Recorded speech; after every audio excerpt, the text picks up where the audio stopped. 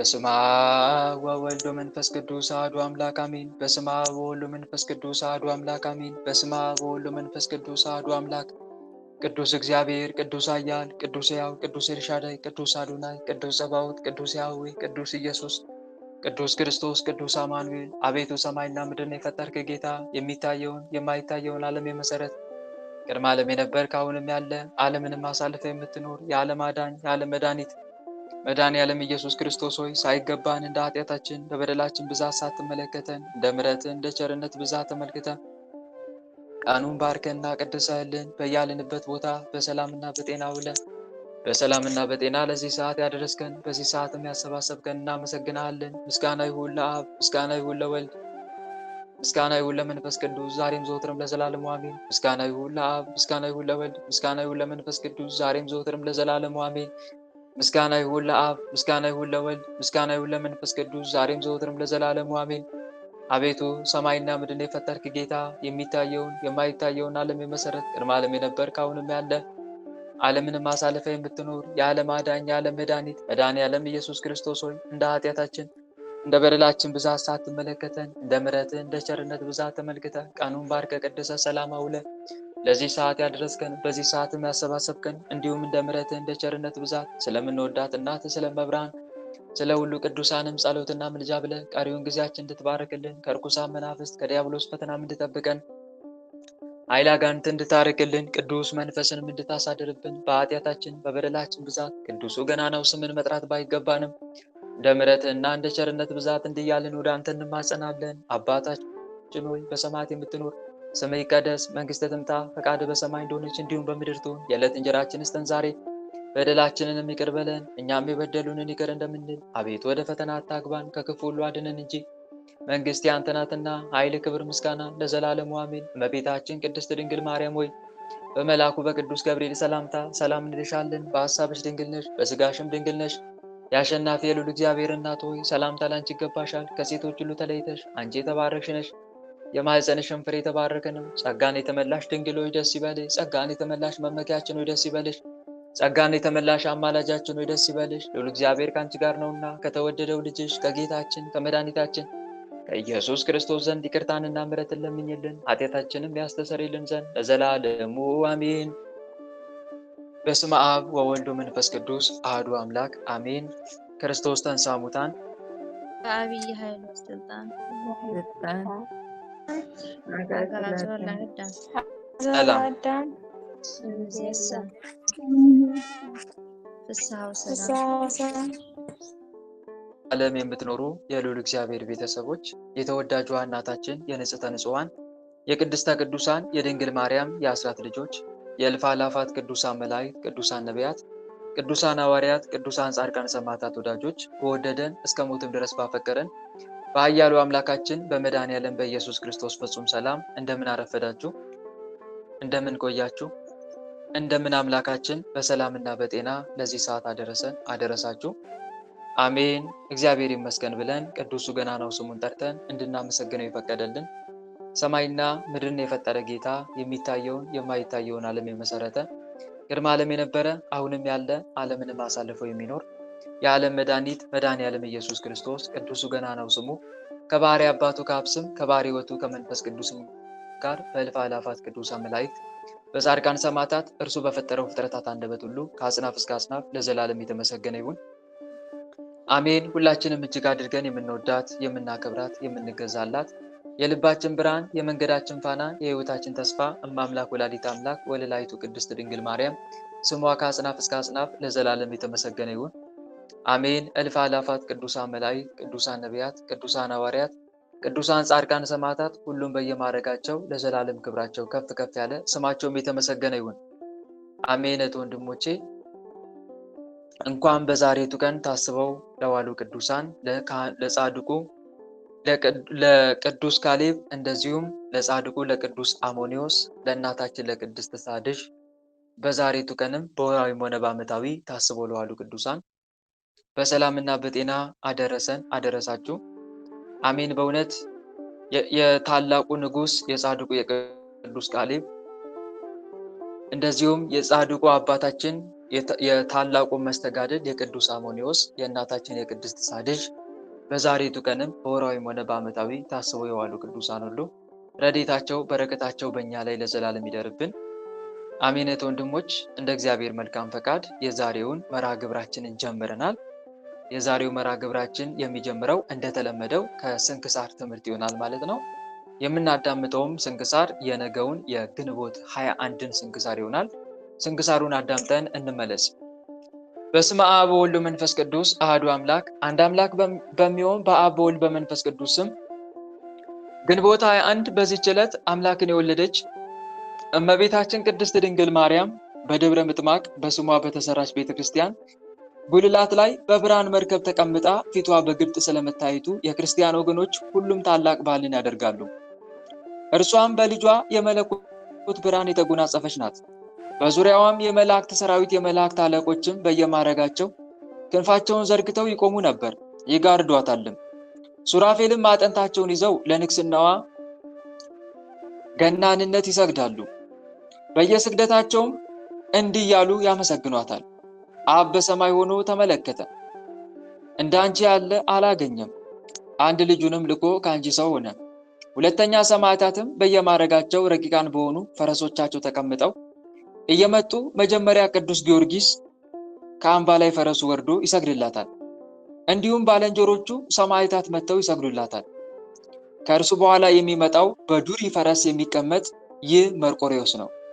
ከዚህም በኋላ ሰማዕታት ሁሉ በመከታተል መጥተው ይሰግዱላታል፣ ምስጋናም ያቀርቡላታል። ሁለተኛም ደግሞ የጻድቃን አንድነታቸው መጥተው በፊቷ ሰግደው ይመላለሳሉ። ሄሮድስ የገደላቸው ሕፃናትም መጥተው ይሰግዱላታል። በፊቷም እየዘለሉ አንዱ በአንዱ ላይ እየዘለለ በመተቃቀፍም ይጫወታሉ። የተሰበሰቡትም ባዩ ጊዜ ደስታ ይመላባቸዋል፣ በሰማይም ያሉ ይመስላቸው ነበር።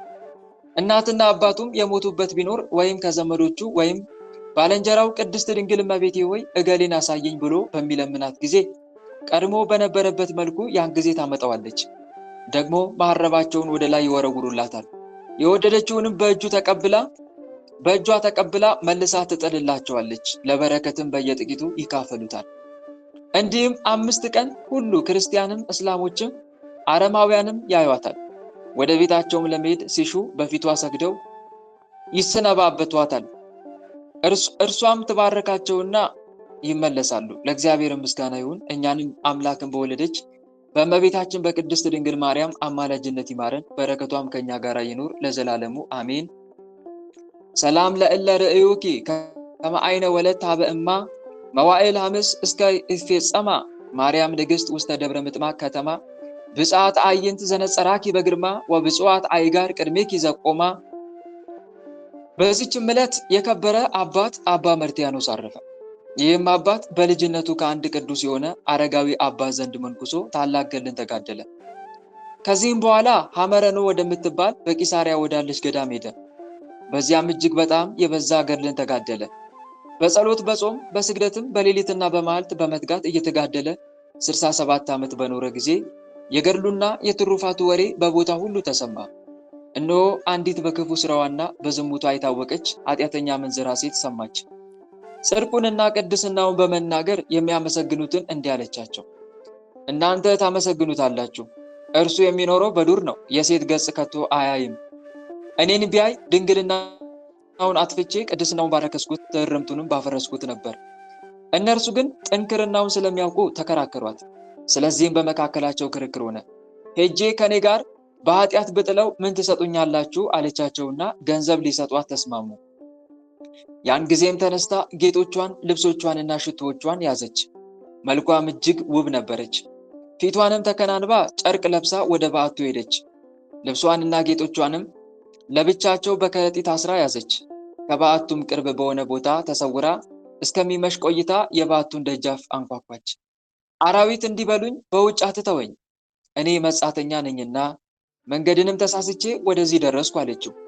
እርሱም በልቡ አሰበ፣ በውጭ ብተዋት አራዊት ይበሏታል፣ ባስገባትም ስለ እርሷ ጦር በእኔ ላይ ይነሳብኛል አለ። ከዚህም በኋላ ከፈተላት። በዚያችን በዓት ውስጥ ትቷት ወደ ሌላ ቦታ ፈቀቅ አለ። እርሷ ግን ልብሶቿን ለብሳ ጌጦቿንም ተሸልማ ሽቶዎቿን ተቀብታ ወደ እርሱ ገባች።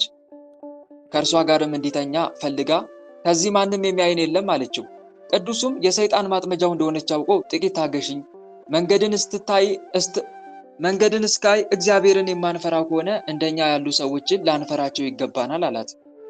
ይህንንም ብሎ ከእርሷ ዘንድ ወጣ። ታላቅ እሳትም አንድዶ እግሩን ከውስጡ ጨመረ። ነፍሱንም የሲኦልን እሳት የምትችይ ከሆንሽ ኃጢአትን ስሪያ አላት።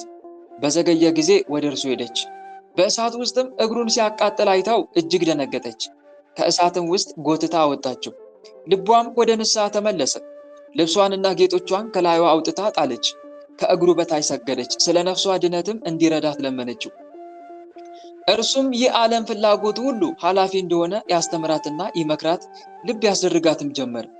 እርሷም በጨከነ ልብ ንስሐ ገባች። ከዚህ በኋላ በአንድነት መኖር አግባብ አይደለም ብሎ ወደ ደናግል ገዳም ወሰዳት። ትጠብቃትም ዘንድ እመምኔቷን አደራ አላት። በቀረው ዕድሜዋም በገድል ተጠምዳ እግዚአብሔርን አገለገለችው። ወደ በጎ ሽምግልናም ደረሰች። የመፈወስ ሀብት አድሮባት ብዙዎች በሽተኞችን አዳነች። ይገርማል። የምን ሀብት አደረባት ነው የሚለው ሰምታችኋል አይደል? የምን ሀብት አደረባት?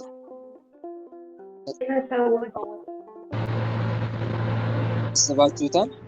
ከዛ ከዝሙት ዓለም ወጥታ የመፈወስ ሀብት እስከምታገኝ ድረስ። እንግዲህ እንዲህ ነው ወደ ንስሐ የተመለሰ ሰው። ምንም ያጣው ነገር የለም ልላችሁ ፈልጌ ነው። የከበረ አባ መርትያኖስ ግን ሌላ ሴት እንዳያመጣበት ፈርቶ በባህር መካከል ወዳለች ደሴት ገብቶ በዚያ የሚኖር ሆነ። አንድ ባለተንኳም የእጅ ስራውን እየሸጠ ምግቡን ያመጣለት ነበር። ከብዙ ዘመናትም በኋላ መርከብ ተሰብራ ሰጠመች መርከቢቱ። አንዲት ሴትም በመርከብ ስባሪ ተጣብቃ አባ መርትያኖስ ወዳለበት ደሴት የባህሩ ማዕበል አደረሳት። ባያትም ጊዜ ደነገጠ፣ አደነቀም። ከእርሷ ጋር በአንድነት ስለመኖሩም አዘነ። የእግዚአብሔርንም ቃል አስተምሮ የምንኩስና ልብስ አለበሳት። ምግቧንም አዘጋጀላትና ለእኛ በአንድነት መኖር አግባብ አይደለም ማለት። ያንንም ደሴት ትቶላት ወደ ባህሩ ተወርውሮ ገባ። አንበሪም ተሸክሞ ወደ የብስ አወጣው። 108 ሀገሮችንም እስኪያዳርስ በሀገሮች ባሉ ገዳማት ሁሉ ከዚያች ቀን ጀምሮ የሚዞር ሆነ። በአንድ ቦታ እንዳይቀመጥ አስቦ ነው። ከዚህ በኋላም የእረፍቱ ጊዜ እንደቀረበ አውቆ በበዓት ውስጥ ራሱን እስረኛ አደረገ። ኤጲስቆጶሱንም ጠርቶ ከመጀመሪያ እስከ መጨረሻ ገድሉን ሁሉ ነገረው። ኤጲስቆጶሱም ከጸጋው ገናንነት የተነሳ አደነቀ። ከዚህ አስቀድሞም የእግዚአብሔር መልአክ ለኤጲስቆጶሱ ስለ አባ መርትያኖስ ሥጋ እንዲያስብ ነግሮት ነበር። ከዚህም በኋላ ነፍሱን በእግዚአብሔር እጅ ሰጠ። ኤጲስቆጶሱም በታላቅ ክብር ገንዞ ቀበረው። ያችን ሴት ግን እስከ ረፍቷ ቀን ባለ መርከብ የሚጎበኛት ሆነ። ባረፈችም ጊዜ ሥጋዋ እንደ በረዶ ነጥቶ አገኛት። ይገርማል።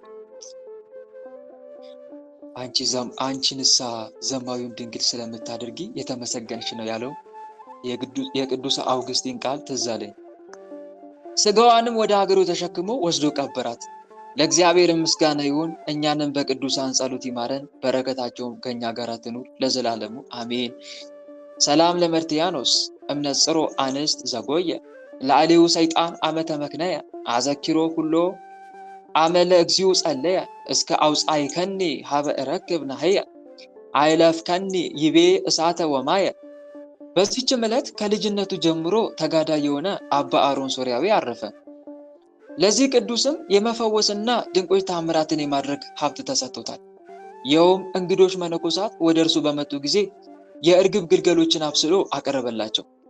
ሥጋ አንበላም ባሉት ጊዜ በላያቸው አማትቦ እርግቦቹን አድኖ እንዲበሩ አደረጋቸው። ደግሞ በተራራ ላይ ገዳም ሰራ። ውሃው ከተራራው በታች የራቀ ነበረ። በጸለየና በእጁ ባማተበ ጊዜ ስቦ ከተራራው ላይ አወጣው። በአንዲት ቀንም ሰይጣን በክፋቱ ሊያጠፋው ወደ እርሱ መጣ። እርሱ ግን በላዩ ባደረ መንፈስ ቅዱስ ተንኮሉን አውቆ ና ወደ በዓት ግባ አለው። በገባ ጊዜም በላዩ ዋሻውን ደፈነው። ታላቅ የቋጥኝ ድንጋይም ጫነበት። ሰይጣንም አፈረ። ደግሞም ሁለተኛ የአካ አገረ ገዢ በሞተ ጊዜ በጸሎቱ አስነሳው። ደግሞ ውሃ የሚቀዳባቸውን 4 እንስራዎችን በአንበሳ እየጫነ በመውሰድ 10 ዓመት ያህል ኖረ። ከዚህ በኋላም ወደ ዘላለም ሕይወት ሄደ። ለእግዚአብሔር ምስጋና ይሁን። እኛንም በከበረች ጸሎቱ ይማረን፣ በረከቱም ከእኛ ጋር ትኑር ለዘላለሙ አሜን። ሰላም ለአሮን እጓላተ ርግብ ዘአስረረ ድረ ተበስሉ በእሳት ከመይኩኑ ድራረ እያንጤዮሙ ፍኖቱ ወእያድክሞሙ ወትረ ማየታቲት ሀበሃነፀ ማይደረ በማይተበ እዱ ስይቦ አይረገ ድብረ። በዚህችም ዕለት የነቢይ አሞጽና የመርዶላ መታሰቢያቸው ነው። በረከታቸውም ከእኛ ጋር ለዘላለሙ ትኑር አሜን። ለአባት እናቶቻችን የተገለጠች እመቤታችን ወለላይቱ ቅድስት ድንግል ማርያም ለእኛም በረድኤት ትገለጽልን። ጣዕመ ስሟ በአንደበታችን፣ ጣዕመ ፍቅሯ በልባችን ይደርብን አሜን። ግንቦት 21 ቀን የሚከበሩ ዓመታዊ የቅዱሳን በዓላት፣ አንደኛ ቅድስት ደብረ ምጥማቅ የእመቤታችን መገለጥ፣ ሁለተኛ አባ መርትያኖስ ጻድቅ በዝሙት ላለመሰናከል እግራቸውን በእሳት ያቃጠሉ አባት፣ ሶስተኛ ቅዱስ አሮን ሶርያዊ፣ አራተኛ ቅዱስ አሞጽ ነቢይ። ወር በገባ በ21 የሚከበሩ ወራዊ የቅዱሳን በዓላት፣ አንደኛ አበው ጎርጎርዮሳት፣ ሁለተኛ አቡነ ምዕመነ ድንግል፣ ሶስተኛ አቡነ አምደ ሥላሴ። የምድር ባለጠጎች አሕዛብ ሁሉ በፊትሽ ይማለላሉ። ለአሴቦን ንጉሥ ልጅ ሁሉ ክብሯ ነው። በወርቅ ዘቦ ልብስ የተጎናጸፈችና የተሸፋፈነች ናት። በኋላዋ ደናግሉን ለንጉሥ ይወስዳሉ። በአባቶችሽ ፈንታ ልጆች ተወለዱልሽ። በምድርም ሁሉ ላይ ገዢዎች አድርገሽ ትሾሚያቸዋለሽ። ለልጅ ልጅ ሁሉ ስምሽን ያሳስባሉ። መዝሙረ ዳዊት መዝሙር 44 ቁጥር 12 እስከ 17። ጌታ ሆይ ከብልጽግናቸው ብዛት የተነሳ ብዙ መባ ካገቡት ይልቅ የድሃይቱን አነስተኛ መባ እንደተቀበልን ለሁል ጊዜ የሚያገለግሉ አእላፍ መላእክትን እያሳሰብን በችግራችን ጊዜ የምናቀርብልን ምስጋና ተቀበል። እናንተም ቅዱሳን ነቢያት፣ የወንጌል ሰባኪያን ሐዋርያት፣ ሰማዕታትና ጻድቃን፣ ትጉሃን መላእክት፣ ፍጹማን ደናግል እንዲሁም ደጋጎች መነኮሳት ሆይ ልጅ አዋቂ ሳይለይ የምንሰባሰብበትን ይህንን ጉባኤያችንን ባርኩልን። ይህን መጽሐፍ ወረቀት አዘጋጅቶ ብራና ደምጦ የጻፈውና ያጻፈው ከግዕዝ ወደ አማርኛ የተረጎመውን ቃለ ንባቡን በእርጋታ መንፈስና በተመስጦ ሊና ያነበበውን ያዳመጠውን በደለኛን ሁሉ የምታስምር የጌታ እናቱ በማርያም ጸሎት ኢየሱስ ክርስቶስ በአንድነት ይማረን አሜን። የሰማነውን አምላካችን ልዑል እግዚአብሔር በልቦናችን ጽላት ላይ ጻፍልን፣ በአእምሯችንም ላይ ይቅረጽልን። ቸሩ መድኃኔዓለም ከቅዱሳኑ ረድኤትና በረከትን ያሳትፈን። በምልጃቸውም ከኃጢአታችን ያንጻን፣ ከበደላችንም ይጠበን። የስሙ ቀዳሽ የመንግስቱን ወራሽ ለመሆን ያብቃን። ልባችንን ለጽድቅ ሥራ ያነሳሳልን፣ ወደ ቀናውና ወደ ምሕረት ጎዳናው ይምራን። ፍጻሜያችንን የሚያሳምርልን አሜን። አባታችን ሆይ በሰማያት የምትኖር ስምህ ይቀደስ፣ መንግሥትህ ትምጣ፣ ፈቃድህ በሰማይ እንደሆነች እንዲሁም በምድር ትሁን።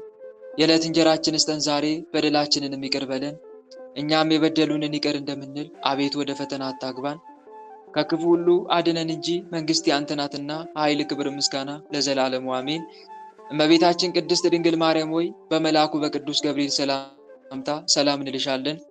በሐሳብሽ ድንግል ነሽ፣ በሥጋሽም ድንግል ነሽ። የአሸናፊ የልዑል እግዚአብሔር እናት ሆይ ሰላምታ ላንቺ ይገባሻል። ከሴቶች ሁሉ ተለይተሽ አንቺ የተባረክሽ ነሽ። የማኅፀንሽም ፍሬ የተባረከ ነው። ጸጋን የተመላሽ ድንግል ሆይ ደስ ይበልሽ። ጸጋን የተመላሽ መመኪያችን ሆይ ደስ ይበልሽ። ጸጋን የተመላሽ አማላጃችን ሆይ ደስ ይበልሽ። ልዑል እግዚአብሔር ከአንቺ ጋር ነውና ከተወደደው ልጅሽ ከጌታችን ከመድኃኒታችን ከኢየሱስ ክርስቶስ ዘንድ ይቅርታንና ምሕረትን ለምኝልን ኃጢአታችንም ያስተሰርይልን ዘንድ ለዘላለሙ አሜን። እህት ወንድሞች፣ የዕለቱን ስንክሳር አዳምጠን ተመልሰናል። አሁን ቀጥታ የምንገባው ከዕለቱ ስንክሳር ምን እንደተማማርን የምንመለከት ይሆናል። እግዚአብሔር አምላክ ለሁላችንም ማስተዋሉን ያድለን፣ ሚስጥሩን፣ ጥበቡን፣ ዕውቀቱን ይግለጽልን አሜን። እህት ወንድሞች፣ ቅድም እንደሰማችሁት በግንቦት 21 ቀን ታስበው ከሚውሉ ቅዱሳን በዓላት መካከል አንዱ ለስም አጠራሯ ክብር ምስጋና ይግባትና ወለላይቱ እናታችን ቅድስት ድንግል ማርያም በደብረ ምጥማቅ የተገለጠችበት ዕለት ነው። ከግንቦት 21 ጀምሮ ከነገ ጀምሮ እስከ ግንቦት 25 ድረስ ትገለጥላቸዋለች ማለት ነው። ታዲያ በዚህ ሰዓት እስላሙም ክርስቲያኑም በገሃድ ያያት ነበረ፣ እመቤታችን ቅድስት ድንግል ማርያምን ማለት ነው።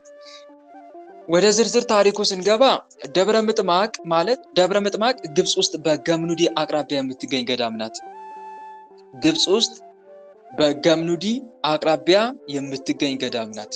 ጌታ በስደቱ ሰዓት በዚች ቦታ በስምሽ ታላቅ ቤተክርስቲያን ይታነጻል፣ ስሙንም ደብረ ምጥማቅ ይሉታል ብሎ ለእናቱ ትንቢት ነገራት። መቼ? በስደቱ ወራት። ከሄሮድስ ሸሽቶ ወደ ግብጽ በተሰደደበት ሰዓት ማለት ነው። ግብጽ 3 ወር ከመንፈቅ ወይም ከ6 ወር ተቀምጦ ነበረ ወደ ግብጽ። ታዲያ ወደ ግብጽ ሲመጡ ደግሞ በዛውም ወደ ኢትዮጵያ በሰሜኑ ክፍል እንደመጡ ይነገራል። ታዲያ የዛን ሰዓት ነው ደብረ ምጥማቅ በደረሰች ሰዓት እመቤታችን ቅድስት ድንግል ማርያም ለእመቤታችን ለቅድስት ድንግል ማርያም ቸሩ መድኃኔዓለም እዛ ቦታ ብዙ ቅዱሳን እንደሚነሱ በስሟም ቤተክርስቲያን እንደሚታነጽ እሷም በዛ ሰዓት በተከታታይ ለቀናት እንደምትገለጽላቸው ነግሯት ነበረ። ትንቢት ነግሯት ነበረ። ይህም አልቀረ ቤተክርስቲያን በስሟ ታንጾ ደብረ ምጥማቅ ተባለ። በዚህ ቦታ እመቤታችን የክርስትናን ሃይማኖት ታላቅ ምስጢርና ታማኝነት እንዲጎላ አስደናቂ ታምራትን ለመግለጽ ለ5 ቀን ለክርስቲያኑም ለአረማዊውም በገሃድ ታይታለች። እንዘ ትበርቂ በደብረ ምጥማቅ 50 ዕለታተ እንዳለ ደራሲ በልጇ የመለኮት ብርሃን አሸብርቃ መላእክት፣ ሊቃነ መላእክት፣ ኪሩቤል፣ ሱራፌል ከበዋት፣ ነቢያት፣ ሐዋርያት፣ ሰማዕታት፣ ደናግልና መነኮሳት፣ ሄሮድስ ያስፈጃቸው ሕፃናት ይመጣሉ። ሱራፌል ማዕጠንት ይዘው በእያንዳንዱ እያመሰገኑ ያጥኑ ነበረ። ከሰማዕታት ቅዱስ ጊዮርጊስ በነጭ ፈረስ ተከትሎ ቅዱስ መርቆሬዎስ በጥቁር ፈረስ በየተራ እየመጡ ይሰግዱለታል። በታምረ ማርያም ላይ እንደተገለጸው ደግሞ ከቅዱስ መርቆሬዎስ ሊቀ ሰራዊት ቅዱስ ቴዎድሮስ ይከተላል። በዚህ ጊዜ ከቤተ ክርስቲያን ጉልላት ላይ ሆና በግልጽ ለሁሉ ትታይ ነበር። ከፊቷ ብርሃን የተነሳ 5 ቀን ሌሊቱና ቀኑ አይታወቅም። በዚህ ጊዜ ልብሳቸውን ወደ ላይ ሲወረውሩላት የፈቀደችውን ተቀብላ ትልክላቸዋለች። ለበረከት ይካፈሉታል።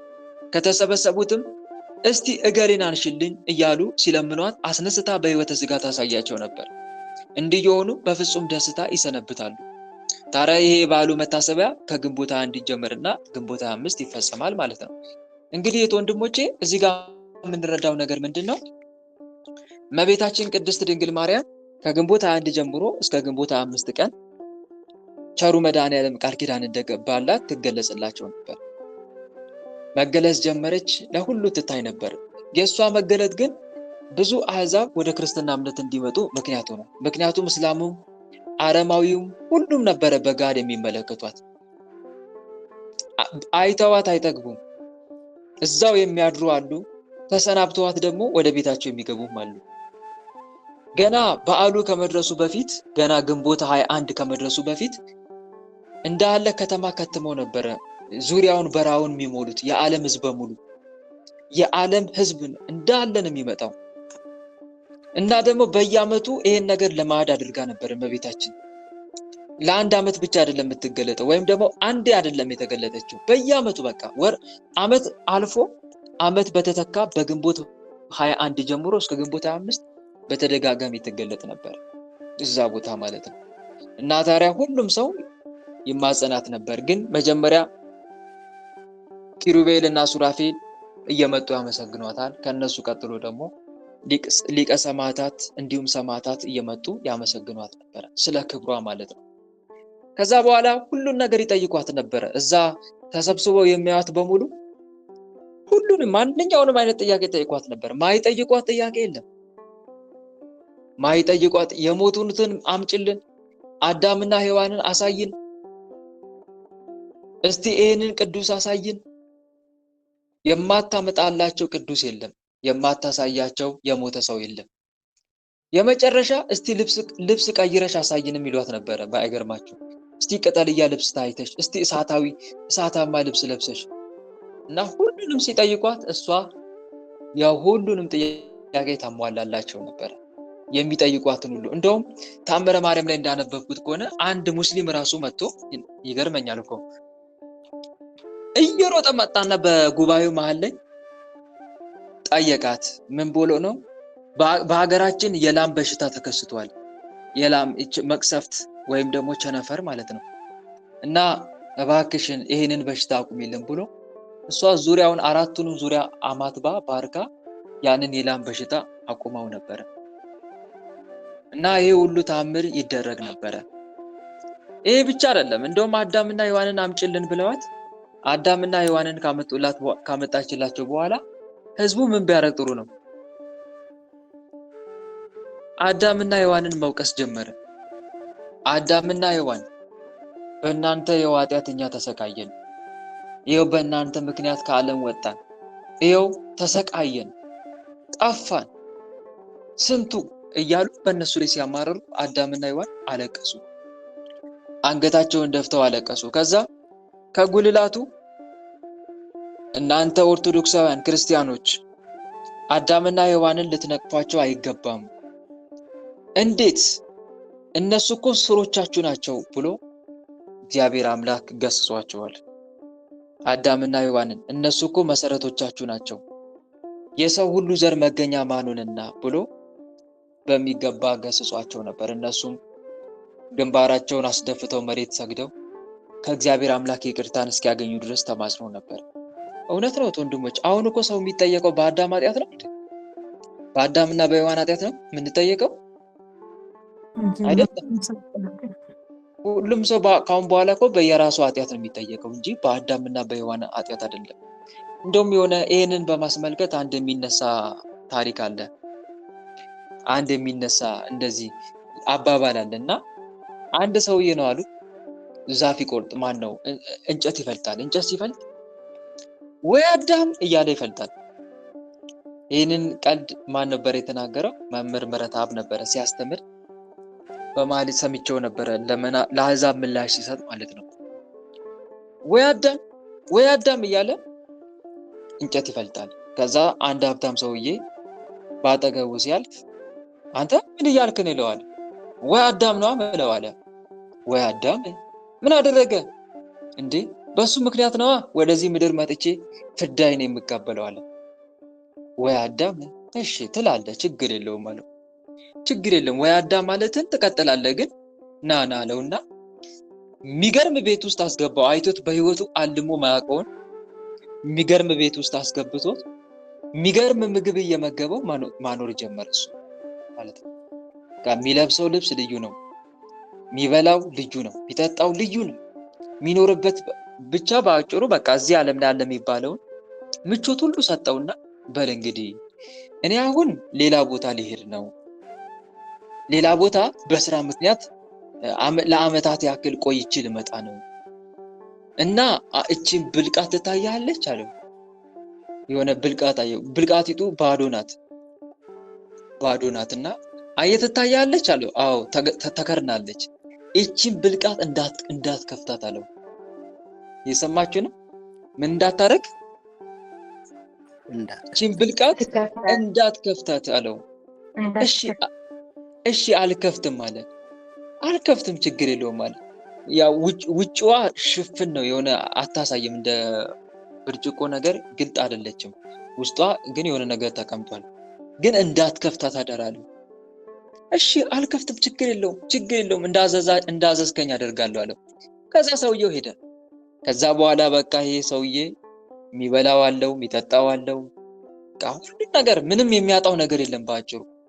ከዛ በኋላ ከስንት አንድ ቀን መጠርጠር ጀመረ። እንዴት ነው ይሄ ነገር? እቺ ብርጭቆማ እቺ ጠርሙሷማ ብልቃጧማ የሆነ ነገር ሳይኖራት አይቀርም። ብዙን ጊዜ ከተፈቀደልን ይልቅ ያልተፈቀደልን ለማግኘት እንጓጓለን አይደለም እንዴ እህት ወንድሞች? እስቲ እኛ ሰዎች አይታችሁ ከሆነ የተፈቀደ ነገር ነው የሚያጓጓን፣ ያልተፈቀደ ነገር ነው እስቲ የሚያጓጓን? እንዲሁ ስታዩት ማንነታችንን በቃ የሆነ እንድንገባበት የሆነ ይገፋፋናል፣ በቃ ያጓጓናል። በተለይ ያልተነገረ ነገር ከሆነ እንደዚህ አይነት ባህሪ ብዙዎቻችን ጋር ይስተዋላል። በቃ የሆነ ሰዎች እያንሾካሾኩ ካወሩ ምንድነው እያወራችሁ ያላችሁት? አይ ምንም አይደለም ስንባል ንገሩኝ፣ ምንድነው እያወራችሁ ያላችሁት? ኡፍ የሚሉ ሰዎች እኮ አሉ። አሁንስ አቃጠላችሁ ንገሩኝ። እስከዚህ ድረስ አስቡት። ከዛ ሲነገራቸው እንደዚህ ነው እንዴ? እኔ ደግሞ ምን እያወሩ ነው መስሎኝ። ስራም ልክ እንደዚሁ ማለት ነው። የተደበቀ ነገር ካለ ምን ጊዜም ያጓጓናል። ከተፈቀደልን ይልቅ ያልተፈቀደን ነገር ላይ ማተኮር እንወዳለን። እና ይህም ሰውዬ ቆይ ይሄ ሀብታሙ ሰውዬ እቺን ብልቃጥ እንዳልከፍታት ያደረገኝ ምንድነው? ምናልባት እኮ የሀብቱ ምንጭ እቺ ብልቃጥ ትሆናለች አለ። ተመልከቱ፣ ምናልባት የሀብቱ ሚስጥር እኮ እቺ ትሆናለች። አዳም እንደዚህ አይደል የተሸወደ? እቺን ዕፀ በለስ እንዳበላ ሲለው ሰይጣን ምን ነበር ያለው? እግዚአብሔር ዋሽቶ ነው እንደሱ ስለምትሆኑ ነው። እቺን ዕፀ በለስ ብትበሉ ኖሮ እንደሱ ትሆኑ ነበረ የኔ ያውቃል እግዚአብሔር አምላክ። ስለዚህ ያታልላችሁ ነው። እልቁንስ ብላና አምላክ ትሆናለህ አለው። አዳም በላ። ሔዋን መጀመሪያ ለአዳም አበላችሁ። ከዛ በኋላ እንኳን አምላክ ሊሆኑ እርቃናቸውን ነው የቀሩት። የጸጋ ልብሳቸውን ነው የተገፈፉት። እንኳን አምላክ ሊሆኑ ይቅርና ከዛ በኋላ ቅጠል ነው የለበሱት። ምንም ያመጡት ነገር የለም። እና ተመልከቱ፣ ይሄም ሰውዬ በቃ እጁን በላው። ክፈትና እያሰኘው። ከዛ አላስቻለውም። ሄደና ብልቃጡን ሲከፍት ትንኝ ነገር ናት፣ ብር ብላ መጣች። ወይ ለዚህ ነው እንዴ ብሎ መልሶ ከደናት። ግን ምን ያደርጋል፣ ትንኛዋ ወጣለች። ከዛ ከደናት ቁጭ አረገ። ከብዙ ጊዜ በኋላ መጣ ጌታው።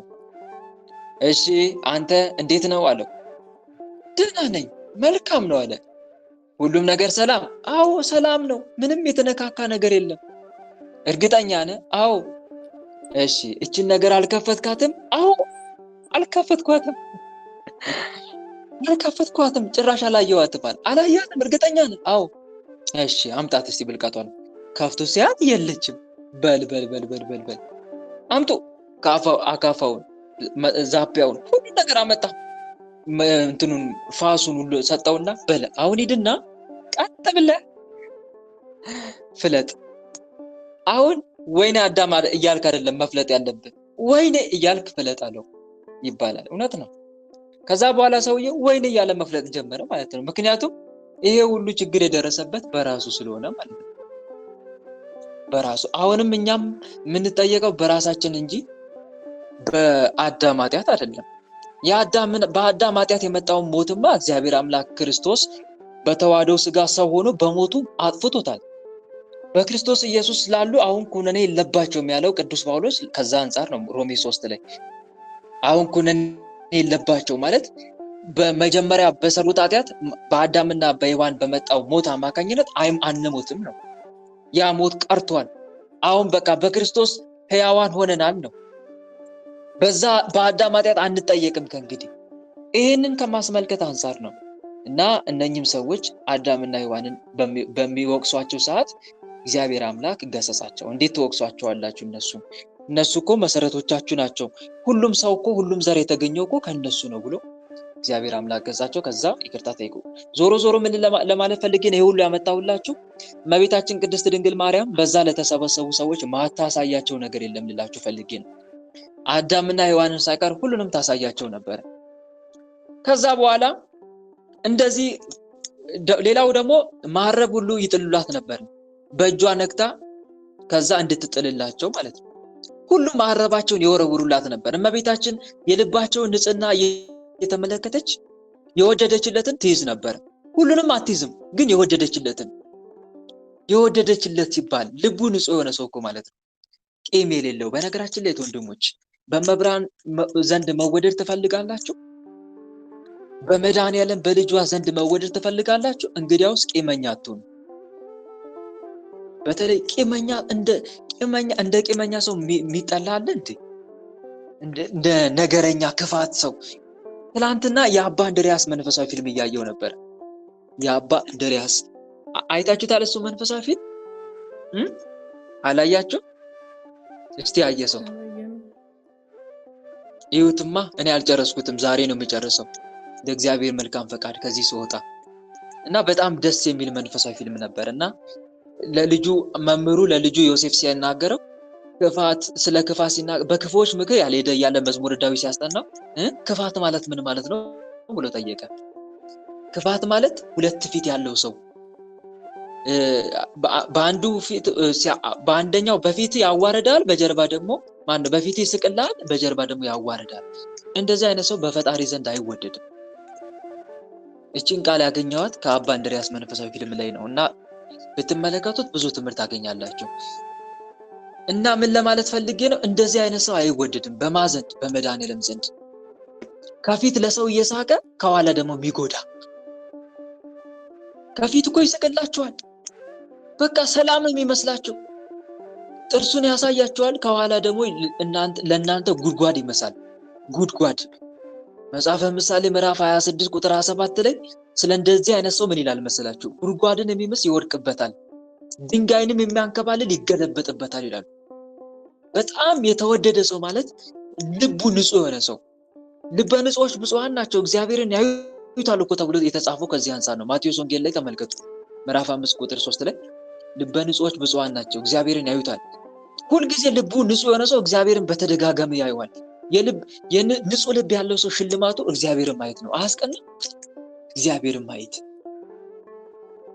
ብዙ ጊዜ እግዚአብሔር አምላክ አንዳንዴ ራእይ ይታያል አይደል? በአድባራት በገዳማት እና ካህናቱ ሳያዩ ለምዕመን የሚገለጥበት ራእይ የለም። አላነበባችሁም? ገድላት ላይ ሲወራ አልሰማችሁ?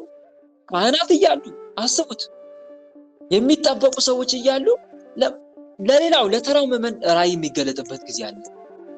ሂድና ተናገር የሚባሉበት ጊዜ አለ። የለም አለ። ለምን ይመስላችኋል እነኛ ሰዎች ተለይቶ የሚገለጠው? ልባቸው ንጹህ ስለሆነ እኮ ነው። ከሌላ የተለዩ ጻድቃን ስለሆኑ ብቻ እኮ እንዳይመስላችሁ። ልባቸው ንጹህ፣ በቃ ቂም በቀል የለም። ንጹህ ነው በቃ ልባቸውን። ያ ስለታየ ያንን ነው የሚያየው እግዚአብሔር አምላክ።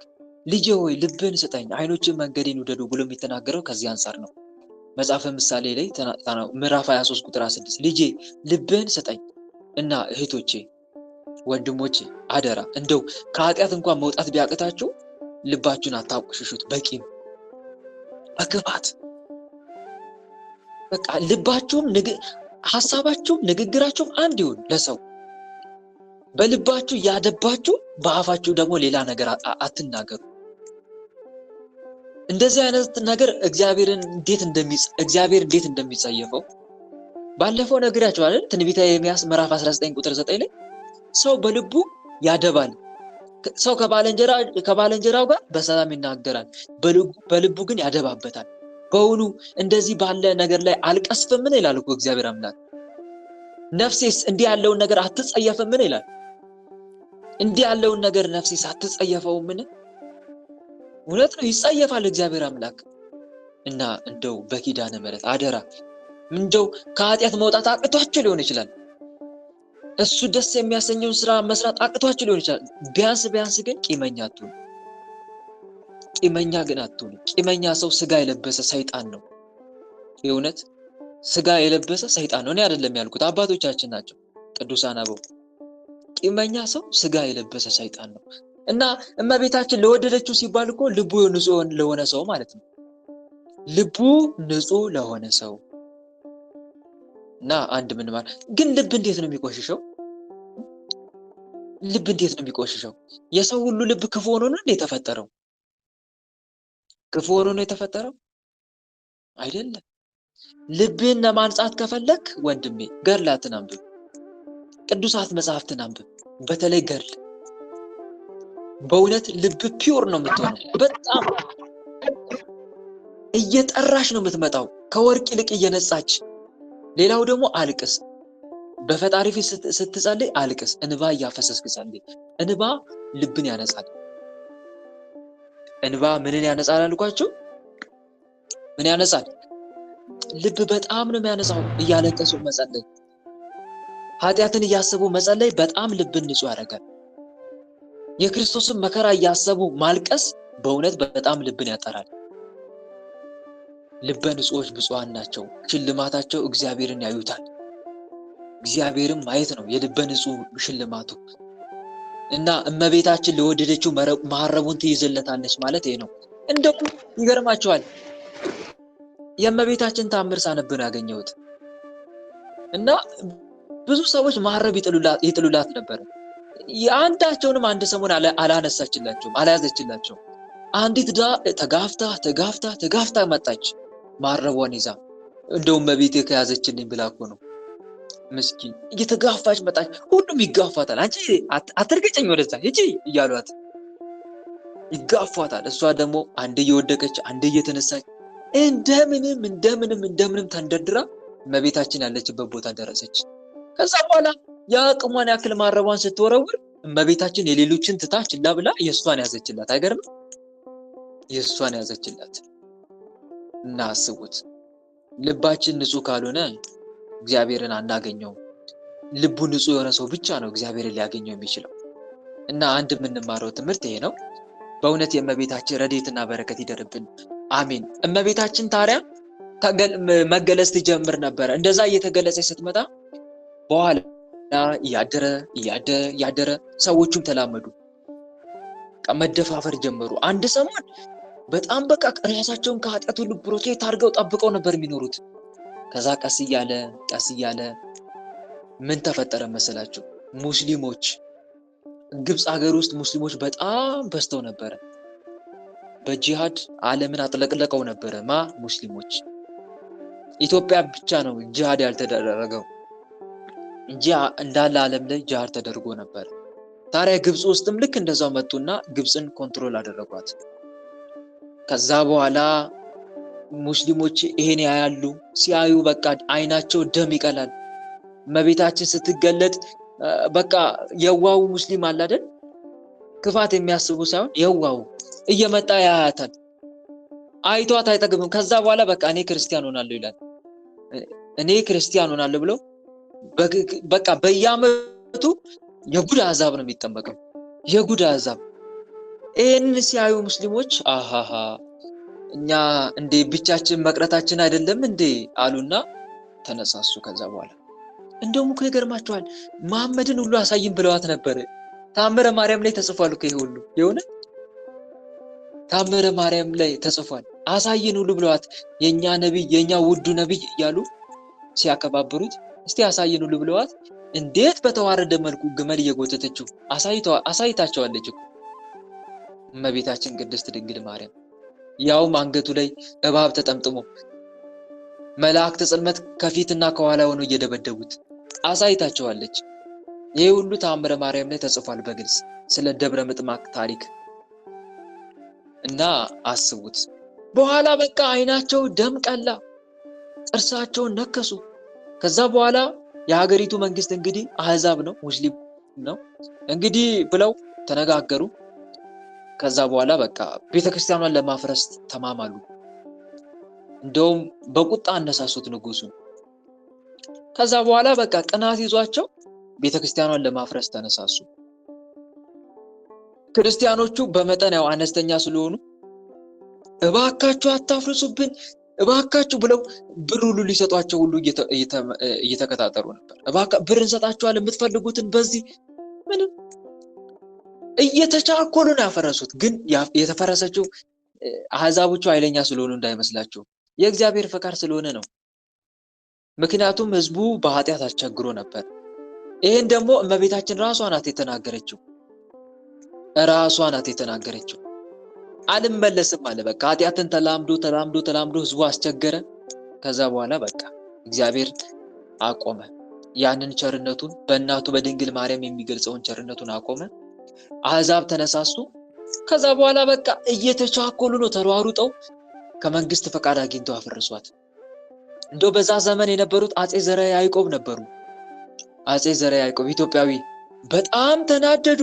በጣም እጅጉን አዘኑ። አጼ ዘርዓ ያዕቆብ ኢትዮጵያዊ ንጉስ ምን ያደርጋል ግን የሰሙት ከፈረሰች በኋላ ነው። ደብረ ምጥማቅ ከፈረሰች በኋላ ነው የሰሙት። አዘኑ እጅጉን። እንደውም በዛ ቁጭት ኢትዮጵያ ውስጥ ደብረ ምጥማቅን የመሰለች የእመቤታችን ቤተክርስቲያን አንጸው ነበረ አጼ ዘርዓ ያዕቆብ። እና ከዛ በኋላ ፈረሰች።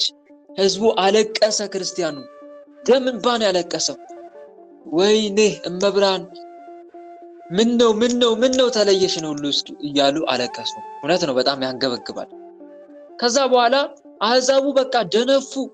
እስቲ የታለች የምትመኩባት እናታችሁ እያሉ በክርስቲያኖች ላይ መቀጣጠብ ጀመሩ።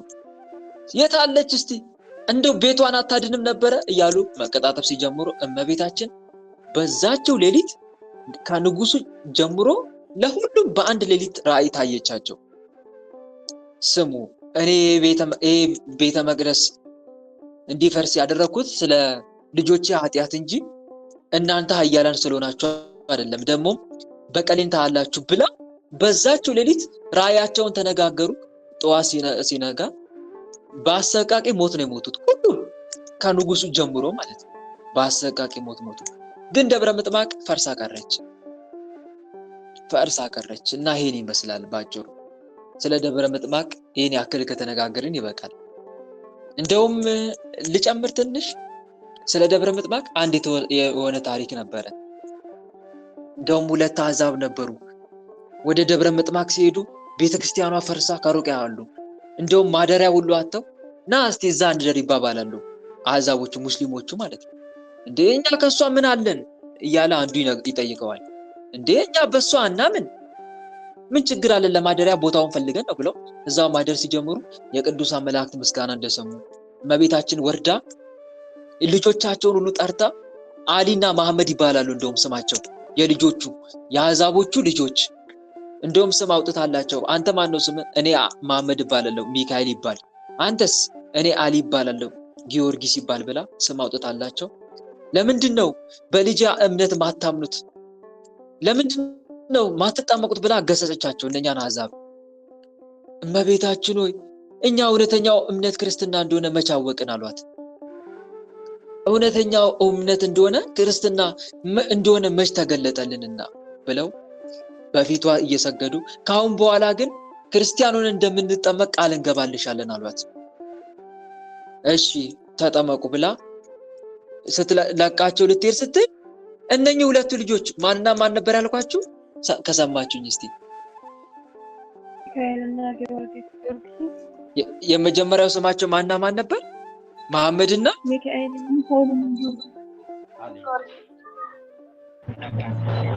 ልብሷን ይዘው አልለቅም፣ በጭራሽ አልለቅሽም አሏት እና በግራ ሆነው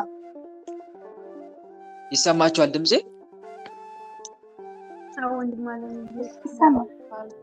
እና እነኚህ ሁለቱ ህፃናት ልብሷን ይዘው ሊለቁ ነው የእመቤታችንን። አልለቅሽም አሏት እያለቀሱ። እባክሽን ካንቺ አትለይን ህፃናቶቹ። ምን ነው? ምክንያቱም ካንቺ ከተለየን እነኚህ ወላጆቻችን ያሰልሙናል፣ በግድ ወደ እስልምና ያስገቡናል። በጭራሽ አንለቅሽም። ከዛ ቃል ገብተው እንደምንም ብለው አስለቅቀው ነው። ከዛ በኋላ እመቤታችንም አይዟችሁ አልለያችሁም ብላ ከዛ በኋላ ተለየች፣ ከነሱ ተሰወረች። ከዛ እነኚህ ሰዎች በስውር ተጠመቁ። ምክንያቱም ታውቃላችሁ አይደል የእስልምና ቤተሰብ ልጁ ወደ ክርስትና እምነት ሲለወጥ ምን አይነት ዛቻ እንዳለ ከማህበረሰቡ ሁሉ አይገለልም? ይገለላል? ንገሩኝ እስቲ የመጣችሁ እንደውም ከእስልምና አይገለልም? ፊታቸውን አያዞሩባቸው? ፊታቸውን ያዞራሉ አይደል?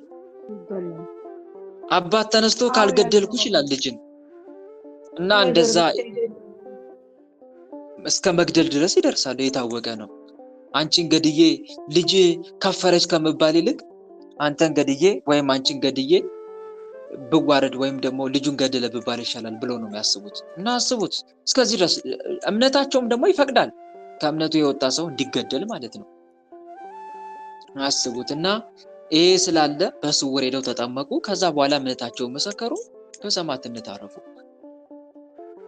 እነኚህ ሁለቱ ልጆቻቸው ግን ለትልቅ ቅድስና ማዕረግ በቅተው የቤተክርስቲያን አገልጋይ እስከመሆን ድረስ ደርሰው ነበረ። አሊና መሐመድ የተባሉት ጊዮርጊስና ሚካኤል ማለት ነው። አባ ሚካኤል አባ ጊዮርጊስ በምንባል ሲባል አልሰማችሁም? ታምረ ማርያም ላይ ትልቅ የቤተክርስቲያን አገልጋዮች እስከመሆን ደርሰው ነበረ። እነኛ ወላጆቻቸው ግን በሰማዕትነት እስከ ማለፍ ደርሰው ነበር። እና ይህን ይመስላል ዞሮ ዞሮ የደብረ ምጥማቅ ታሪክ በአጭሩ ነው የነገርኳችሁ።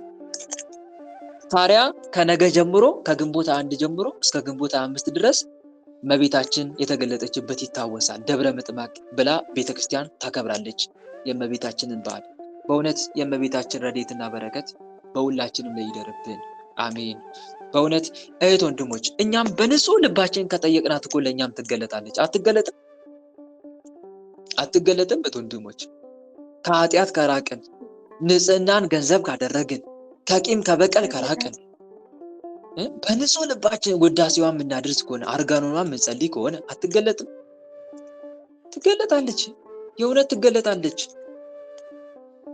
ትባርከናለች። ግን ትህትና አይኑረን። ትህትና፣ በተለይ ደግሞ ትሁት ሰው ማይገባኝ ነኝ እያልን ማሰብ መቻል አለብን። እኔ የእመቤቴን መልክ ላይ የሚገባኝ ነኝን እያልን ራሳችን ዝቅ ልናደርግ ይገባናል። የሆነ እንደሚገባን አድርገን ማሰብ የለብን፣ አይገባንም። ኃጢአትን የተመለከተ አይን እንዴት የእመቤታችንን ንጽህና ሊመለከት ይችላል? እንደ ቅዱስ ኤፍሬም ሶርያዊ እስቲ እንደዛ ብለን እንናገር። እውነት ነው። ኃጢአትን ያየ አይናችን እንዴት የእመቤታችን እንዴት የአምላክን እናት ላይ ይደፍራል? እንዴት? አይገባኝም። ይሄ ትህትና ወሳኝ ነው እህት ወንድሞች። በተለይ ለጸሎት ትልቁ መሰላሉ ጸሎታችን እንዲያርግ ትልቁ መሰላል ምንድነው ታውቃላችሁ?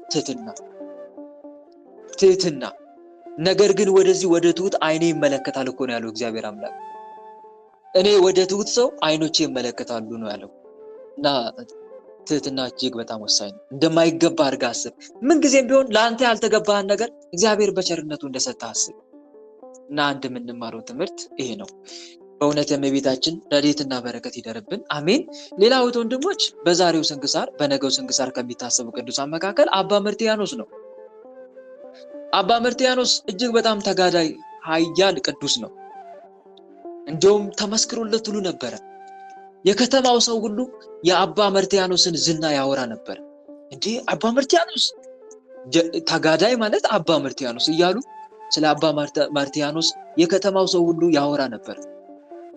አባ መርትያኖስን የመሰለ ጻድቅ ሰው እንደው በዚህ ዘመን እያሉ ያወሩለት ነበር። ከዛ በኋላ እንግዲህ ዘማውያን ሴቶች ነበሩ ተሰብስበው፣ አዎ አባ መርትያኖስ እኮ የሚባለው ታላቅ ጻድቅ ነው።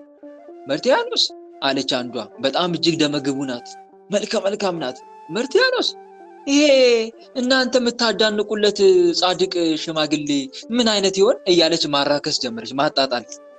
እንዴ አንቺ እንደዛ አትበይ፣ እንዴ እንደዛ አትበይ፣ ምን ነው እንዲህ ቀላል ጻድቅ መስሎሻል እንዴ? ለብዙ ዓመት እኮ በአት ዘግቶ የተጋደለ ታላቅ ቅዱስ ነው። ታዲያ አይደነቅማ አለች። እንዴት? እሱ የሴት ፊት አይቶ አያውቅም። መልከ መልካም ሴት መቼ አይቶ ያውቃል? እስቲ የኔን መልክ ቢያይ ድንግልናውን አስጠፋው ነበር አለች። ኧረ ተይ አይሆንልሽም አሏት። ባደርገውስ? አታድርጊውም አይሆንልሽም አልንሽ፣ አይሆንልሽም። ተው እንወራረድ፣ ችግር የለውም፣ ገንዘብ እንሰጥሻለን። ሁላችንም የኔ ያክል መጠን ያለው ወርቅና ገንዘብ እንሰጥሻለን። ትሰጡኛላችሁ? ቃላችሁን አታጥፉ። አዎ እሺ ብላ ጓዟን ጠቅልላ ሄደች። አያችሁ አይደል ወንድሞች? አንድ ነገር አልተማራችሁም ከዚህ? ከንቱ ውዳሴ ላይ በገባን ቁጥር፣ ስለኛ ማንነት በተወራ ቁጥር የሰይጣን ፈተና እንደሚነሳሳብን አያችሁ አይደል? ከከንቱ ውዳሴ መሸሽ ማለት ከማን መሸሽ ነው? እስቲ ንገሩኝ፣ እስቲ ተናገሩ። ከከንቱ ውዳሴ መሸሽ ማለት ከማን መሸሽ ነው? እኮ ነው። ከንቱ ውዳሴ አይጠቅምም፣ ፈተና ነው የሚያነሳሳብን። ምን ያደርግልሃል? እግዚአብሔር ካወቀ እኮ ይበቃል። ሰው አወቀ አላወቀ ምን ያደርግልሃል? በእግዚአብሔር ዘንድ ለመታወቅ የሚፈልግ ሰው በሰዎች ዘንድ ለመታወቅና ታዋቂነትን ለማግኘት አይጓጓም። ወንድሜ ፍራ። ሰው ሲያወድስ ፍራ። ሰው ሲያከባብር ፍራ። እንዴ እና አቡነ ተክለ ሃይማኖት ያለቅሱ ነበር እኮ ሰው ሲያወድሳቸው፣ እንባቸውን ያፈሱ ነበር እኮ። ወዮልኝ ለኔ ኃጢአቴ ተገለጠ መሰለኝ እኮ። እንደዛ እኮ ነው የሚሉት አባታችን አቡነ ተክለ ሃይማኖት። ወይኔ ኃጢአቴ ተገለጸ መሰለኝ ብለው እኮ ነው ከአንድ ገዳም ወደ ሌላ ገዳም የተዛወሩት። እንደዛ እያሉ አስቡት። እና ከንቱ ውዳሴን ሽሹ እህት ወንድሞች፣ አይጠቅምም። መፍራት ያለብን ሰው ሲሰርበንና ሲጠላን አይደለም፣ ሰው ሲያወድሰንና ሲያመሰግነን ነው። ምክንያቱም የሰው ውዳሴና ምስጋና ለውድቀትና ለጥፋት ሲሆን፣ ስድብና ጥላቻው ግን በእግዚአብሔር ዘንድ ለተጨማሪ ክብርና ጸጋ ነው። በእግዚአብሔር ዘንድ ለተጨማሪ ክብርና ጸጋ ነው። እና እንፍራ። ሙገሳና ክብርን በመጠቀም ዲያብሎስ ከንቱ ውዳሴን ወደ ውስጥ ማስገባት ይጀምራል። ቀስ በቀስም የትህትና ምግባርን ያሳጣል። ልብንም ከትክክለኛው መንገድ በማስወጣት ኃላፊውን ክብር እንዲቀበል። ከንቱ ውዳሴ ሲመጣ ወይ እንደው እኛ ወይ አንደኛ ልባችን ያኩራራዋል፣ ኩራት ይሰማል። ወደ ላይ ከፍ ባልኩ ቁጥር አለ አንድ ሰውዬ እኮ ነው፣ ወደ ላይ ከፍ ባልኩ ቁጥር ኩራት የሚባል ውሻ ይከተለኛል አለ። አይገርም? ምን አለ? ሰምታችሁኛል አይደል? እስቲ ንገሩኝ። ወደ ላይ በወጣው ቁጥር ኩራት የሚባል ውሻ ይከተለኛል። ግን እውነት እኮ ነው። ወደ ላይ ከፍ ባልኩ ቁጥር ኩራት የሚባል ውሻ ነው የሚከተልኝ። ሰዎች ባከባበሩ ቁጥር እንደዛ እኮ ማለት ነው ኩራት የሚባል ውሻ ይከተልሃል። ስለዚህ ተወው ነው፣ አይጠቅምህም ነው። ወደ ላይ ከፍ ከፍ ማለት በኋላ አወዳደቅ የከፋ ነው የሚሆነው። አፈጥፍጣ ክፉኛ ነው የምትወድቀው። ይህንን ፍራ። የጎደጎደ ምድር ውሃን ይዛል። ምድር ወደ ታች ነውና አይወድቅም። ትሁት ሰውም ራሱን አዋርዷልና ከየት ይወድቃል? ራሱን አዋርዷላ። መጀመሪያ መሬት ነው። ከየት ይወድቃል? መሬት ላይ የነበረ ሰው ከምኑ ይወድቃል? ከመሬት ወደ መሬት ይወድቃል? እንዳይወድቅም። እና አንድ የምንማረው ትምህርት እህት ወንድሞቼ ይሄ ነው። ሰይጣን ከፍ ከፍ ሲያደርገን የማንረባና የማንጠቅም ባሪያዎች መሆናችንን እናስብ። ሰይጣን ክፉኛ በኃጢአት እየወቀሰ የማያረባራ ጸጸት ውስጥ ሲከተን ከሰው ወገን ማንም ኃጢአት ያልሰራ እንደሌለና ምንም እንኳን ኃጢአታችን እጅግ ክፉ መስሎ ቢታየንም ኃጢአታችን ከእግዚአብሔር ቸርነትና ምሕረት እንደማይነጻጸር እናስብ። እና እህት ወንድሞች አንድ የምናስበው ይሄ ነው። ከንቱ ውዳሴ ሲመጣ ፍራ። ከንቱ ውዳሴ ሲመጣ ፍሪ። በጣም ልትፈራ የሚገባው ይሄኔ ነው። ግን ብዙዎቻችን የሚሰማን ሰው ሲሰርበን ነው አይደል? ከኔም ጭምር ነው የምነግራቸው። ከኔም ጭምር ድክመታችንን እስቲ እንነጋገር። በጣም የሚሰማን ልባችን የሚሰበረው ሰው ሲሰርበን ወይስ ሰው ሲያወድሰን? ሰው ሲሰርበን። ይገርማል። በእውነት ሰው ሲሰርበን ነው በጣም በቃ ልባችን ተሰበረ፣ ሀዘን ውስጥ ምንገባው። አይ ድክመታችን። ይገርማል እኮ ይሄን ድክመት ያሸነፈ ነው እንግዲህ ወደ ቅድስና ህይወት እየገሰገሰ እንደሆነ የሚታወቀው፣ ወደ መድኃኔዓለም እየገሰገሰ እንደሆነ የሚታወቀው ሰው ሲሰርበው ምንም የማይሰማው ሰው። እንደው እህት ወንድሞች ሌላው ቢቀር ምንም ባይሰማን እንኳን ማነው ንዴት እንኳን ቢፈጠርብን እስቲ ንዴቱን ዋጥ እናድርገው። በቃ ጸጥ ዋጥ። እንደ አባ ሙሴ ጸልም። አባ ሙሴ ጸልም አንድ ሰሞን እንዳለ መነኮሳት ተሰብስበው ማለት ነው ይናደድ ይሆን አይናደድ ብሎ እኮ ሊፈትሹት ነው። አንተ ጠቋራ ሰውዬ ውጣ አሉት። ምን አሉት? አንተ ጠቋራ ሰውዬ። ሙሴ ጸልም እንግዲህ ጥቁር ነው፣ መልኩ ጥቁር ነው፣ ኢትዮጵያዊ ነው። አንተ ጠቋራ ሰውዬ አትወጣም፣ እዚህ ምን ልትሰራ መጣ? ውጣ አሉት። እንዲያውም እኮ ከቤተ መቅደስ ነው። አባ ሙሴ ጸልም እውነት ተናዷል እኮ፣ ውስጡ ንዴት ተፈጥሮበታል። ግን ጭክን አለና እውነት ነው ጠቋራ አይደለሁኝ፣ እውነት ነው እንኳንም አሉክ። ድሮስ ስነ ምግባርን ከመልክ ጋር አስተባብሮ ከያዙ ሰዎች ጋር አንተ መልክ የከፋ ጥላሸት የመሰልክ ኃጢአተኛ ሰው ምን ልታረግ እዚህ መጣ? አይገባም፣ እውነታቸው ነው ብሎ ወጣ። ይገርማል። ከዛ በኋላ ጠሩትና ሙሴ አልተናደድክም አሉት። ምን ተሰማ እስቲ አልተናደድክም ሲሉት በእርግጥ ተናድጄ ነበረ፣ ይሁን እንጂ ንዴትን ችየዋለሁ አለ። ጸጥ ዝምታ መርጫለሁ አለ። እኔና እናንተስ በእርግጥ ሰው ነንና ሰው ሲሰርበን ልንናደድ እንችላለን። እንዴት ይሰርቡኛል ብለን ልባችን ሊሰበር ይችላል። ግን ጸጥ ማለት ራሱ አሸናፊነት እኮ ነው። ዝምታ መምረጥ ራሱ የራሱ አሸናፊነት ነው። እና አንድ የምንማረው ትምህርት ይሄ ነው።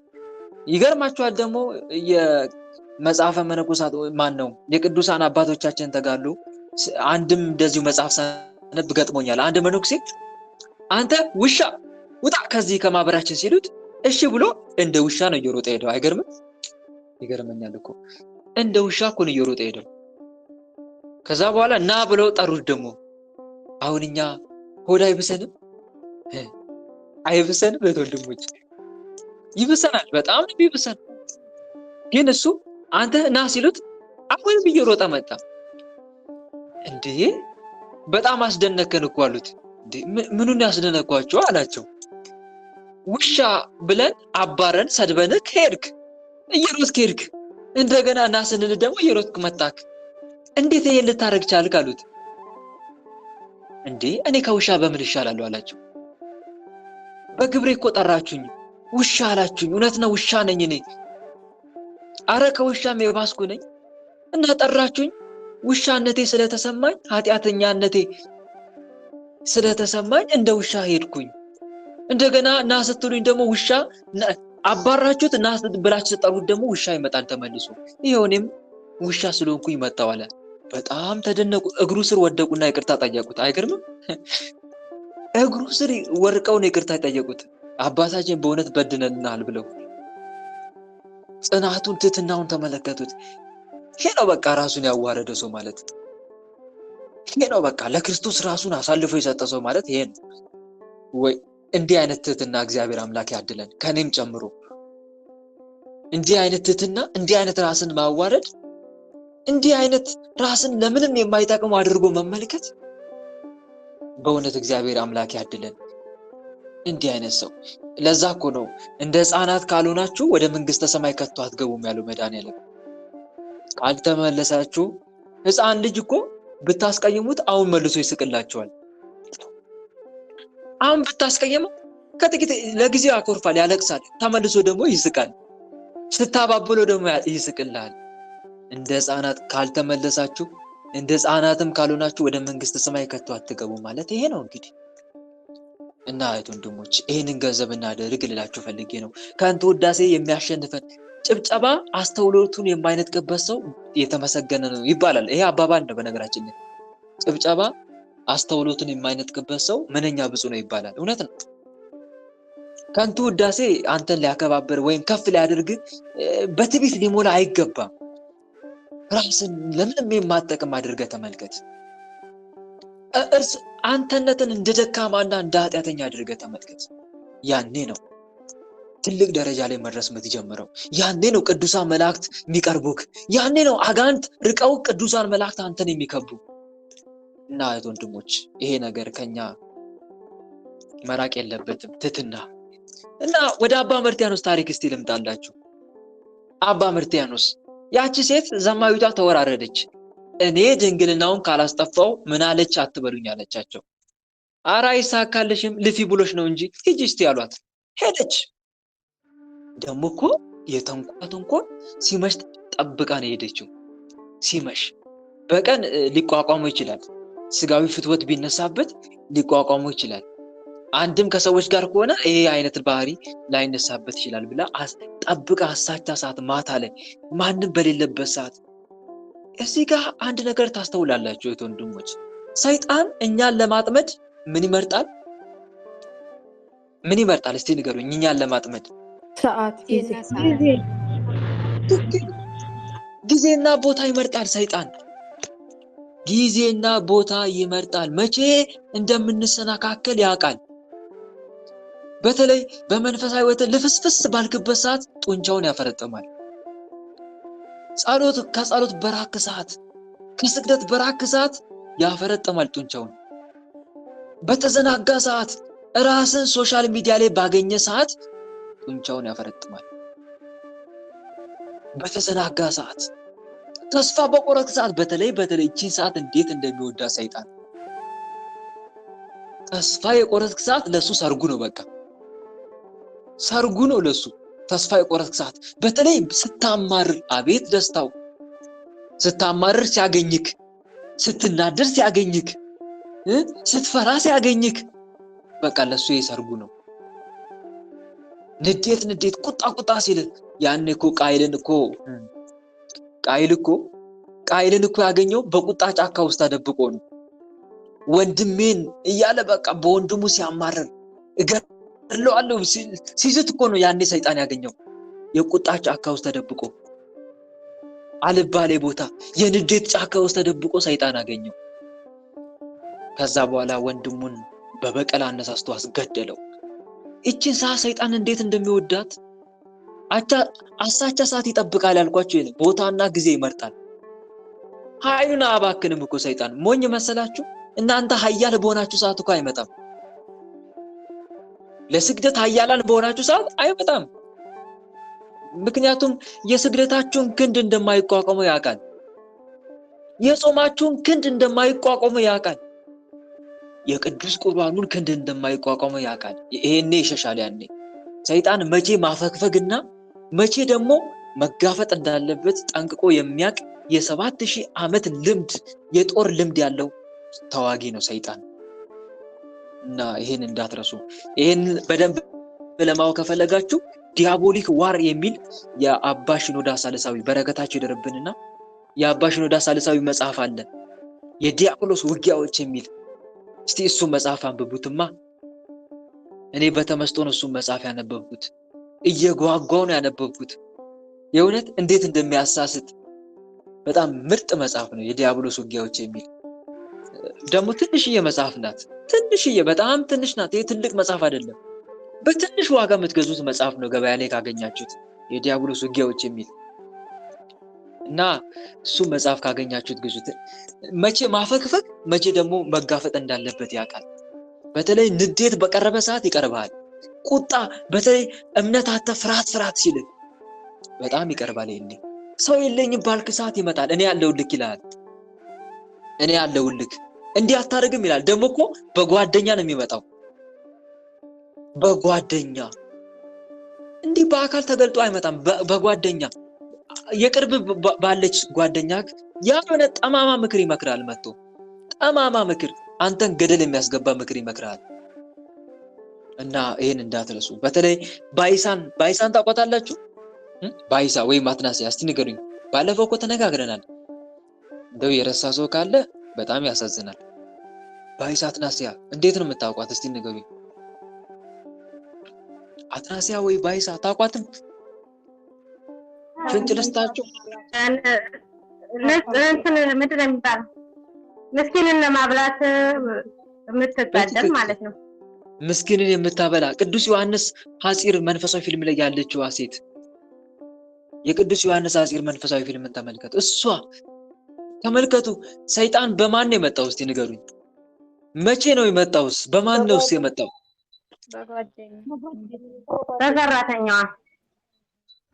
በጓደኛዋ ተስፋ በቆረጠች ሰዓት መጣ። ከዛ ወደ ዝሙት ዓለም ከተታት። አያችሁ አይደለ? ተስፋ ስትቆርጥ እኮ ነው የመጣው። እና መቼ እንዴት የት መምጣት እንዳለበት ሰይጣን ጠንቅቆ ያውቃል። እና ነክተን እንጠባበቅ። የዲያብሎስን ሽንገላ ተቃውሙ ዘንድ እንዲቻላችሁ የእግዚአብሔርን ዕቃ ጦር ሁሉ ልበሱ ያለው ቅዱስ ጳውሎስ ከዛ አንፃር የእግዚአብሔርን ዕቃ ጦር ልበሱ። የእግዚአብሔር ዕቃ ጦር ምንድነው ካላችሁ ትህትና፣ ትዕግስት፣ ፍቅር፣ ሰላም፣ እምነት ከጾም ከጸሎት ከስግደት ጋር አስተባብሮ እነኚህ ነገሮች መያዝ ያስፈልጋል። ቁጡ ሰው ከመጣብህ እንዳትናደድ አደራ። ቁጡ ሰው ካገኘሽ እንዳትናደጂ፣ ብግን እንዳትል። እንደውም ተለሳልሳ አናግረው። ምንድነው ወንድሜ? አሁን አንድ ጓደኛ ወይ ቤተሰብ እኮ ሊደውልልሽ ይችላል እየተናደደ፣ ወይ ደግሞ የሆነ ሰው እኮ ሊያናግር ይችላል፣ ወይ ደግሞ ባለቤት በቃ ጠብቃ 40 ክንድ ምላስ ልትሰነዝርብህ ጓደኛ ሊሰነዝርብህ ይችላል። ደግሞ የታምሽተን የመጣው በቃ ንድድ ትላለህ። በቃ የዛን ሰዓት ከዛ በኋላ በቃ የምትይዘው የምትጨብጠውን ታጣ። እንደዚህ እንዳትሆን እንደው በተረጋጋ ስሜት ሆነ ምን ነው ወንድሜ፣ ምን ነው እቴ፣ ምን ልታዘዝ? ያኔ ውስጧ ያለው መንፈስ ወይም ውስጡ ያለው መንፈስ እንዴት እንደምታናድደው እንዴት እንደምታናድዳት። ሰውየውን አትመልከት። ከሰውየው ላይ አይንን ንቀን። እሱን አትመልከቺ። ከሱ ላይ አይንሽን ንቀይ። ከሱ በስተጀርባ አንቺ ላይ የሚያፈጠውን ክፉ መንፈስ ተመልከቺ። ከሷ በስተጀርባ አንተ ላይ የሚያፈጠውን ተመልከተው። እሱ ነው ዋና ጠላት። እሱ ነው ዋና ጠላት። የሚታይ የማይታየውንም ጠላትንም የመመልከት ብቃት ይኖርክ። እና አንድ የምንማረው ትምህርት ነው። እና ሰይጣን መቼ የት በየትኛው ሰዓት መምጣት እንዳለበት ቀምሮ ነው የሚመጣለት። ካልኩሌት አድርጎ መቼ ነው ማስተው ይሄን ሰው መቼ ነው በእንደዚህ አይነት መንገድ መጥለው ብሎ ይመጣል።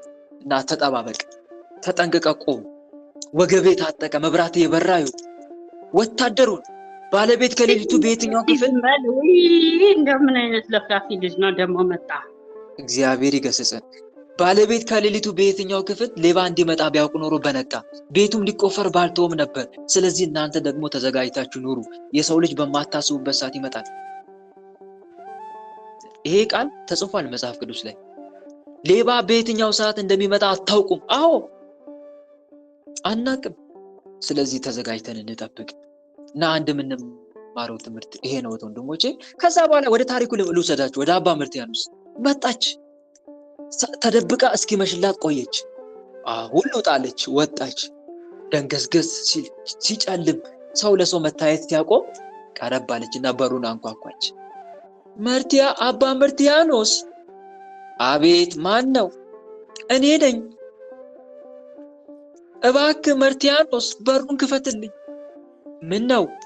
ይኸው አራዊት ሊበሉኝ ነው። ብቻዬን ነኝ፣ በጨለማ ነኝ።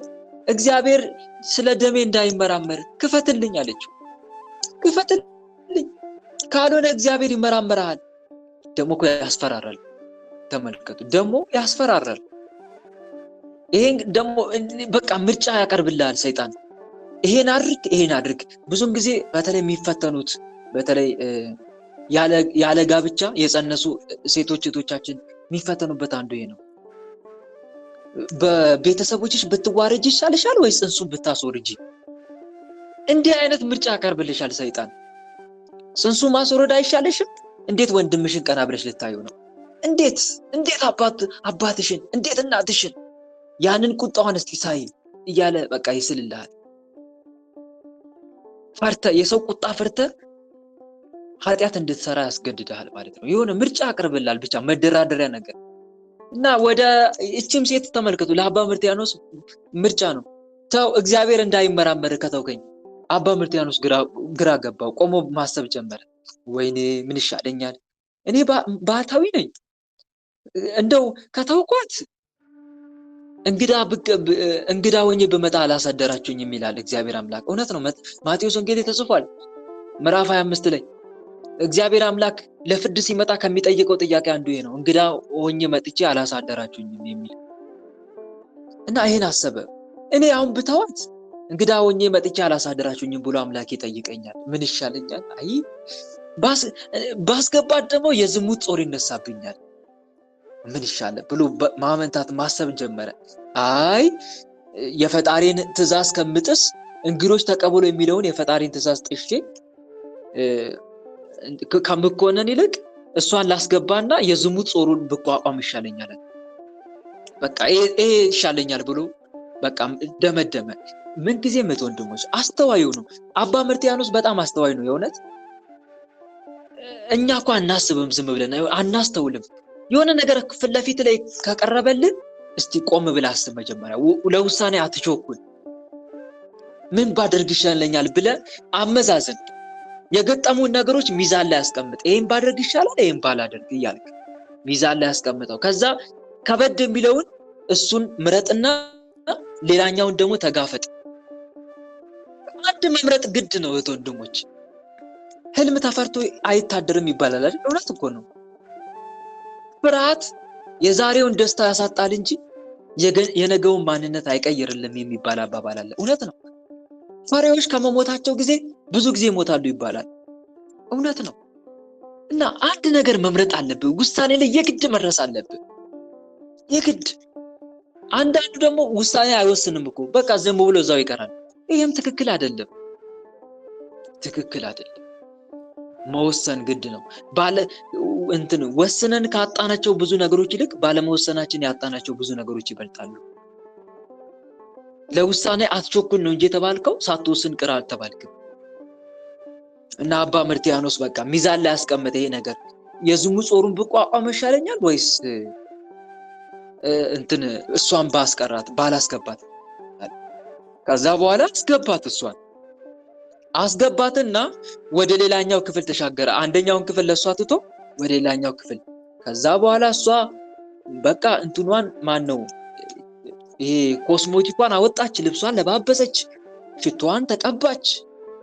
ከዛ በኋላ በቃ እሱን ያጠምድልኛል ብላ የምታስበውን ወንድ ልጅ ልትማርክበት የምትችልበትን ነገሮች ሁሉ ተቀባባች። አጭቃ ይዛ መጣ ነበር። ከዛ በኋላ አባ መርትያኖስ ሸተተው። ይሄ ሽታ ደግሞ ለሱ አይጥመው። እውነት እኮ ነው። እጣን ማሽተት የለመደ ክርስቲያን እኮ ዶድረንት አይሸተውም። እጣን ማሽተት የለመደ ክርስቲያን መንፈሳዊ ሰው እንዴት የዓለም ነገር ይሸተዋል? ክርፋት እኮ ነው ለክርስቲያን። ለመንፈሳዊ ሰው ይሄ የዓለማዊ ኮተት ነገሮች ክርፋት ናቸው። የእውነት እህቴ አንድ ነገር ልንገርሽ፣ ወንድ ልጅ የምትቀቢውን ኩል አይቶ ስለተቀባሽው ኩል አይቶ ከወደደሽ ስላልጠነጠልሽው አርቲፊሻል ዳሌ ወይም ጥፍር ወይም ፀጉር አይቶ ከወደደሽ እመኚኝ እሱ ያየሽ በዝሙት መንፈስ ነው እንጂ በእውነተኛ አይኑ አላየሽም። የወደደሽም በዝሙት መንፈስ ነው፣ በዝሙት መንፈስ ነው። አንዳንድ ወንዶች ሴቶች እህቶቻችንን ተገላልጠው ሲያዩ በቃ ያበረታቷቸዋል። ወይኔ እንዴት አምሮብሻል፣ እንዴት አምሮብሻል። እሱ እኮ በእውነተኛ አይኑ አይደለም እያየሻለሁ። አይኑ ላይ የሚያይ የዝሙት መንፈስ አለ። አይኑ ላይ ያለ የዝሙት መንፈስ አለ። ያ የዝሙት መንፈስ እኮ ነው አንቺን ቆንጆ መስለሽ እንድትታዩ የሚያደርገው እንጂ እኮ ቆንጆ ሆነሽ አይደለም። ቆንጆ ሆነሽ አይደለም። የእውነት ውስጥሽን ማንነትሽን ተገላልጠሽ ስትታይ እንዴት እንደምታስጠይ ለመንፈሳዊ ሰው ታስጠያለሽ። በጣም ነው ትክክለኛ አይን ላለው ሰው በጣም ነው የምታስጠየው። አይኑ ላይ የዝሙት መንፈስ ላለ ሰው ደግሞ ታምሪያለሽ። ለዛ ነው አባ ፊልጶስ እንደዚህ ብሎ የተናገሩት፣ ያመንዝራ ሴት ዝሙቷ ከአይኖቿና ከቅንድቦቿ ይታወቃል ይላሉ። እውነት እኮ ነው። ያመንዝራ ሴት ዝሙቷ ከአይኖቿና ከቅንድቦቿ ይታወቃል፣ ለሴሰኛ ሰውም ክፋቷ ሁሉ ይጣፍጠዋል፣ እስኪሞትም ድረስ አያውቀውም ይላሉ። እውነት ነው። አባ ፊልጶስ ትክክል ናቸው። እስኪሞትም ድረስ አያውቀውም፣ ለሴሰኛ ሰው ክፋቷ ሁሉ ይጣፍጠዋል። በቃ ቅንድቧ ላይ የተቀባችው ኩል ይጣፍጠዋል፣ ያምረዋል። የለበሰችው አጭርዬ ጉርድ ያምረዋል። ቅርጿን የሚያሳይ ታይት ያምረዋል። ጡቷን የሚያሳይ ቲሸርት ወይም ከነቴራ ወይም ጃፖኒ ያምረዋል። አርቲፊሻል ፀጉሯ ያምረዋል። ሁለመናው ያምረዋል። ምክንያቱም የሚያየው በዝሙት መንፈስ አይን ስለሆነ ማለት ነው። ይሄን እንዳትረሱት ወንድሞች። ደግሞ እኮ ከዚህ እህቶቼ እንደዚህ ተጋጊጣችሁ ስትወጡ የምትወርቁት ከዝሙታዊ ሰው ጋር ነው፣ ከሴሰኛ ሰው ጋር ነው የምትዳበሉት፣ ወይም ደግሞ ጋብቻ የምትመሰርቱት ከሴሰኛ ሰው ጋር ነው። ታዲያ የምትወልዱትም ልጅ ሴሰኛ ሆኖ ይቀራል። ሰው የዘራውን ያጭዳል ይባል የለ? አዎ የዘራውን እኮ ነው የሚያጭደው። የዘራውን ያጭዳል። እና እንደዚህ አይነት ሰው ጋር ትጋቡና የምትወልዱት ልጅ ምን ሆኖ ይቀራል? ሴሰኛ ዘማዊ ሆኖ ይቀራል ማለት ነው። እናት አባቱን የሚገላመጥ ማያከብር፣ ወገን ለወገን ቤተሰብ ለቤተሰብ የሚዳራ ትውልድ እናፈራለን ማለት ነው። ያ የዝሙት መንፈስ አብሮ ተወልዷላ። ያ ባልሽ መጀመሪያ ያየሽ በዝሙት መንፈስ ነው። ይሄ ነው እንግዲህ። እና አይቶ ወንድሞች አንድ የምንማረው ትምህርት ይሄ ነው። ምን ልላችሁ ፈልጌ መሰላችሁ? ለመንፈሳዊ ሰው የሴሰኛ ሰው ሽቶዋ አያምረውም፣ አጭር ልብሷ አያምረውም። የጋለሞታ ልብስ የለበሰች ነፍሳትን ለማጥመድ የተዘጋጀች ይላል እኮ መጽሐፈ ምሳሌ ላይ ምዕራፍ 27 ቁጥር 10 ላይ። አያምረውም፣ ያስጠላዋል፣ ይደብረዋል፣ ይቀፈዋል፣ ይጸየፈዋል፣ ይከረፈዋል። ምን ልበላችሁ? ምኗም ይከረፈዋል። እና አንድ የምንማረው ትምህርት ይሄ ነው። ከንፈሯን ተለቅልቃ ስትሄድ ደም የላሰች ውሻ ነው የምትመስለው። ደም የላሰች ውሻ መስላ ነው የምትታየው። እና አንድ የምንማረው ትምህርት ይሄ ነው ባጭሩ።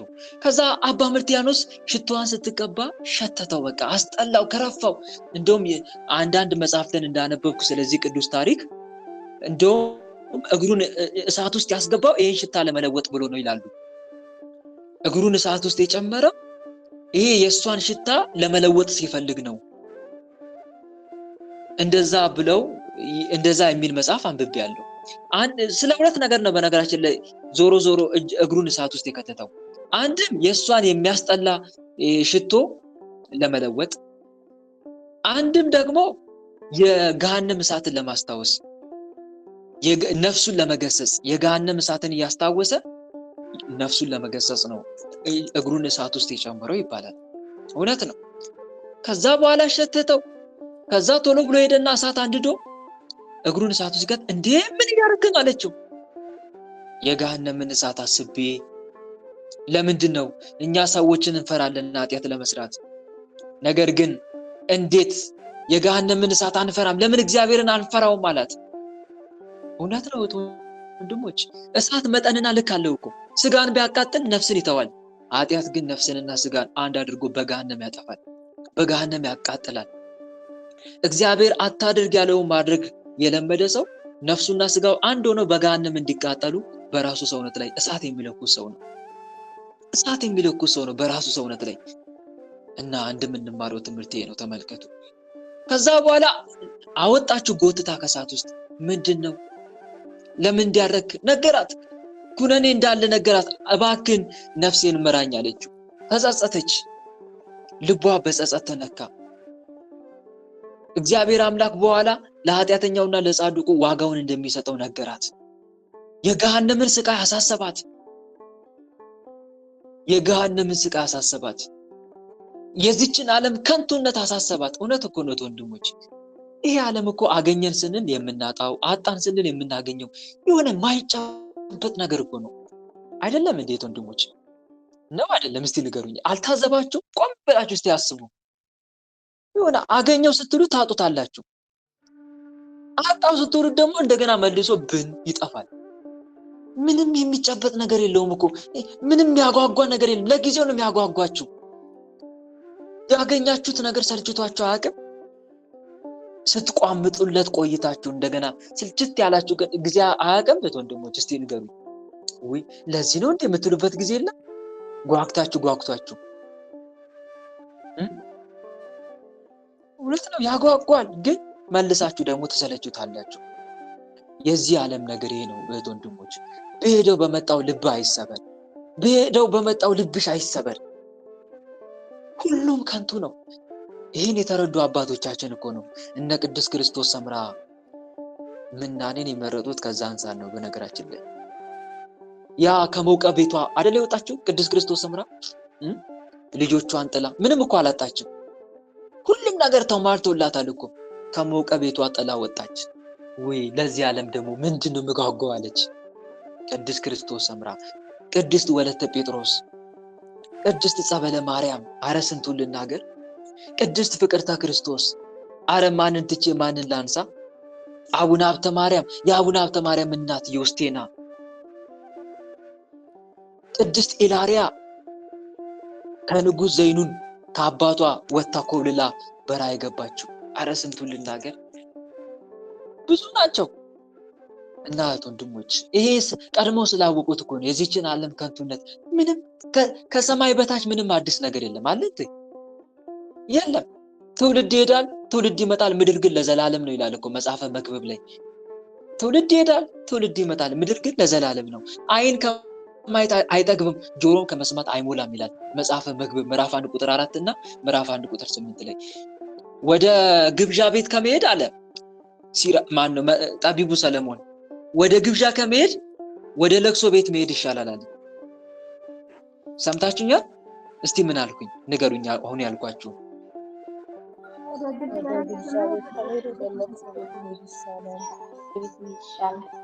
ምክንያቱም እርሱ የሰው ሁሉ ፍጻሜ ነው።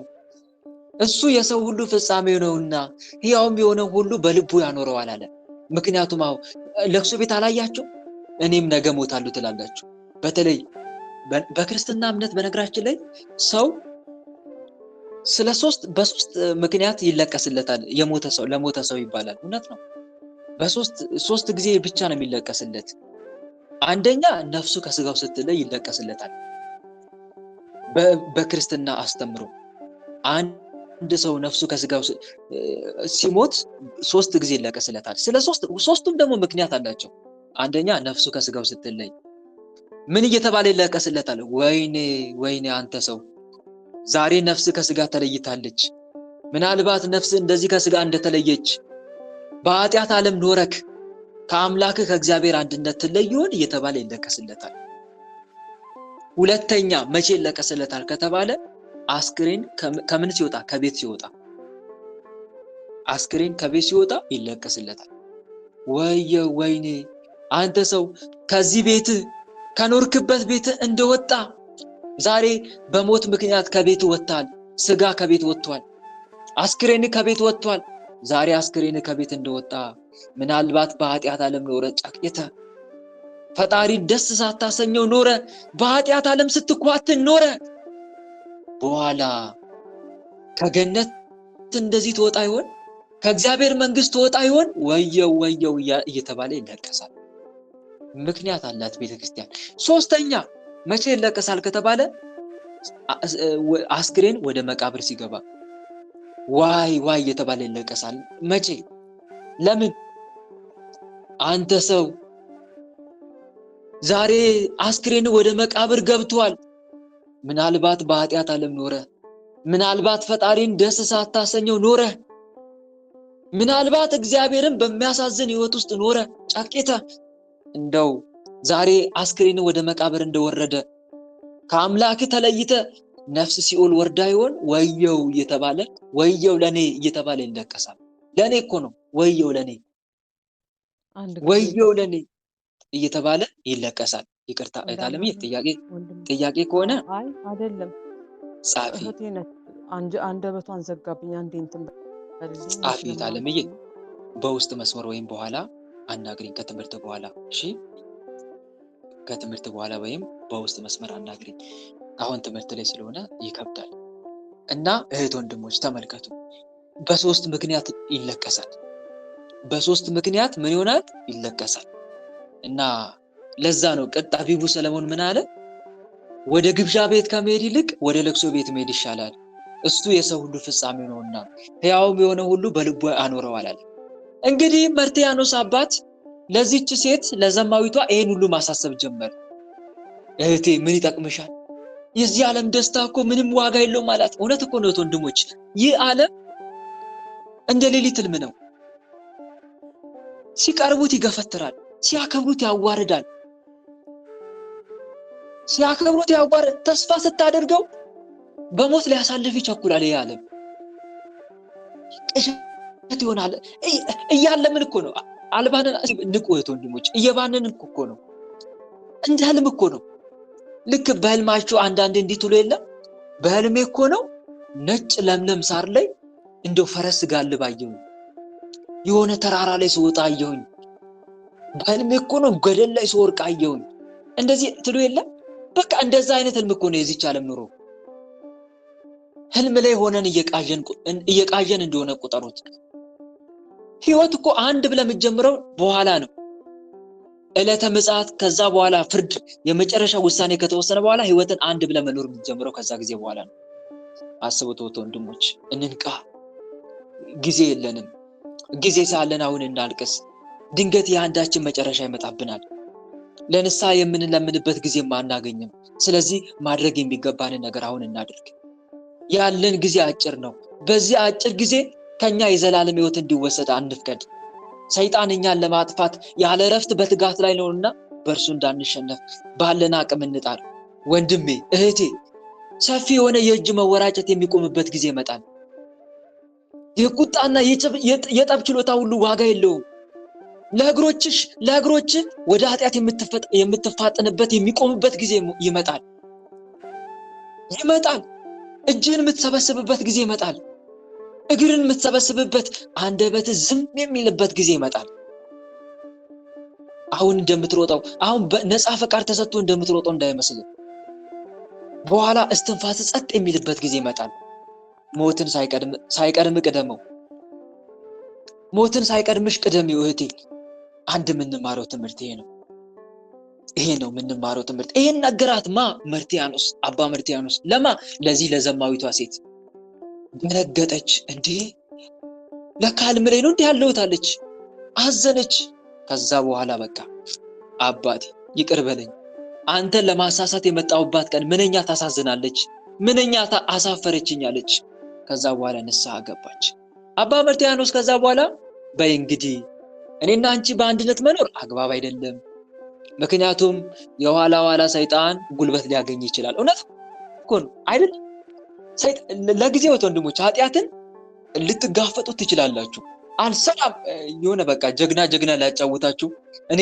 ቋቋማለሁ ኃጢአት ልትሉ ትችላላችሁ እያደረ ግን ስንፍና እየተጠናወተ ሲመጣ ለዛ ኃጢአት መንበርከካችሁ አይቀርም ስለዚህ አምልጪ የጊዜ ጉዳይ ነው እንጂ ሰይጣን ቀስ እያለ ክፍተት ካገኘ በኃጢአት ሊጥለን ይችላል። ይሄን ፈርቷል አባ መርትያኖስ። ኦሆ እህቴ ያንቺ በንስሐ መመለስ ቢያስደስተኝም ግን አብረን መኖራችን ተገቢ አይደለም አለና በዓቱን ትቶላት ወጣ። የሱን በዓት ትቶላት በቃ ተሰደደ። ከዛ በኋላ ሸሽቶ አንዲት ደሴት ጋር ሄዶ መኖር ሲጀምር አሁንም ሌላ ሴት መጣች በመርከብ ስባሪ ተንጠልጥላ። ቅድም ሰምታችኋል ስንክሳሩ ላይ እንዴ ብሎ ደነገጠ። አሁን አባ መርትያኖስ እየሸሸ ያለው ከማን ነው? ከኃጢአት ነው አይደለም? ምክንያቱም መጀመሪያ ሴትን ያመጣበት ማን እንደሆነ አውቋል። ማን እንደሆነ ነበር የተገነዘበው? ንገሩኝ። ዲያብሎስ አይደለም? አሁንም ሴት መጣች። እንዴ ነገር እንዴት ነው አለ። አልተወኝም ማለት ነው ያ ጠላቴ አለ። ከዛ በኋላ እሷን ንስሐ አስገብቷት አመንኩሷት ራሱን ወደ ባህር ወረወረ። ጌታ ሆይ ምን ሲል ነው መሰላችሁ ወደ ባህር ወረወረው? ጌታ ሆይ መጨረሻዬ በኃጢአት መውደቅ ሆነ፣ እባክን በኃጢአት ከመውደቄ በፊት ግደለኝ ብሎ እኮ ነው ባህር ውስጥ የወደቀው። ክርስቲያን ተመልከቱ፣ ይሄ ነው መንፈሳዊ ሰው በሲኦል ከሚቀበር ይልቅ በምድር ላይ በቁም መቀበርን ይመርጣል። ክርስቲያን ማለት ይሄ ነው። ጌታ ሆይ ፈራውኛውንስ መጨረሻዬ በኃጢአት ወድቆ መቅረት ይሆን እንዴ? አምላኬ የመጨረሻዬማ ይሄ ከሆነ ከእንግዲህማ መውደቅ አልፈልግም ብሎ ወደ ባህር ውስጥ ገባ። እግዚአብሔር ግን ምክንያት ስላለው ነው። ከዛ በኋላ እግዚአብሔር አምላክ በአሳ ነባሪም አማካኝነት አወጣው። ከዛ በኋላ በቃ አንድ ሀገር አርፎ አልተቀመጠም። 108 ሀገር ሙሉ ነው ሲሽከረከር የኖረው ሲዞር። ለምን? አንድ ቦታ አርፌ ከተቀመጥኩ እንደዚሁ ሰይጣን ይፈተነኛል ብሎ ነው። ይሄን ያክል ለኃጢአት ቁርጠኞች ናቸው ክርስቲያኖች። እና እህት ወንድሞች እስቲ የዚህን ቅዱስ ቆራጥነት ተመልክተን እስቲ የኛን ማንነት ደግሞ እንፈትሽ። እኛስ ከኃጢአት ጋር እየተጋደልን እስከ ምን ያህል ጸንተናል? ቅዱስ ጳውሎስ ከኃጢአት ጋር እየተጋደላችሁ ገና ደምን እስከ ማፍሰስ አልተቃወማችሁም ይላልና እና አንድ የምንማረው ትምህርት ነው። ለኃጢአት እጅ አለመስጠት፣ እስከ መጨረሻው መጽናት። በኋላ ቅዱስ መርትያኖስ አረፈ። የማረፊያው ቀን ሲደርስ አንድ ቦታ ላይ ራሱን እስረኛ አድርጎ አስቀመጠ። ከዛ በኋላ ነፍሱን በእግዚአብሔር እጅ ሰጠ እና አንድ የምንማረው ትምህርት ነው። በእውነት የቅዱስ መርትያኖስ ረድኤትና በረከት በእኛ ላይ ይደርብን፣ አሜን። ይበቃናል። እዚህ ጋር በዚህ መልኩ ያስተማረን የመከረን የገሰጸን አምላካችን ልዑል እግዚአብሔር በእውነት ስሙ ከአጽናፍ እስከ አጽናፍ ለዘላለም የተመሰገነ ይሁን። እኛም በሰማነው ቃል በተማርነው ትምህርት 30 60 መቶ የምናፈራ አድርገን የስሙ ቀዳሽ የመንግስቱን ወራሽ ለመሆን ያብቃን። ልባችንን ለጽድቅ ስራ አነሳሳልን። ወደ ቀናውና ወደ ምሕረት ጎዳናው ይምራን። ፍጻሜያችንን የሚያሳምርልን፣ አሜን። ወስብሐት ለእግዚአብሔር ወለወላዲቱ ድንግል ወለመስቀሉ ክቡር። ይቆየን። ይህን ትምህርት አደራ ለብዙዎች ሼር አድርጉላቸው። እሺ፣ በኋላ ዩቲዩብ ላይ ሲለቀቅ ብዙ ሰው ይማርበታል ብዬ ስለማምን እባካችሁ እየገባችሁ እዚህ የተማራችሁ በሙሉ ሼር፣ ላይክ እና ሰብስክራይብ አድርጋችሁ ትምህርቱ ለብዙዎች እንዲዳረስ እንድታደርጉ በልዑል እግዚአብሔር ስም አሳስባለሁ። ወስብሐት ለእግዚአብሔር ወለወላዲቱ ድንግል ወለመስቀሉ ክቡር። ይቆየን። አሜን።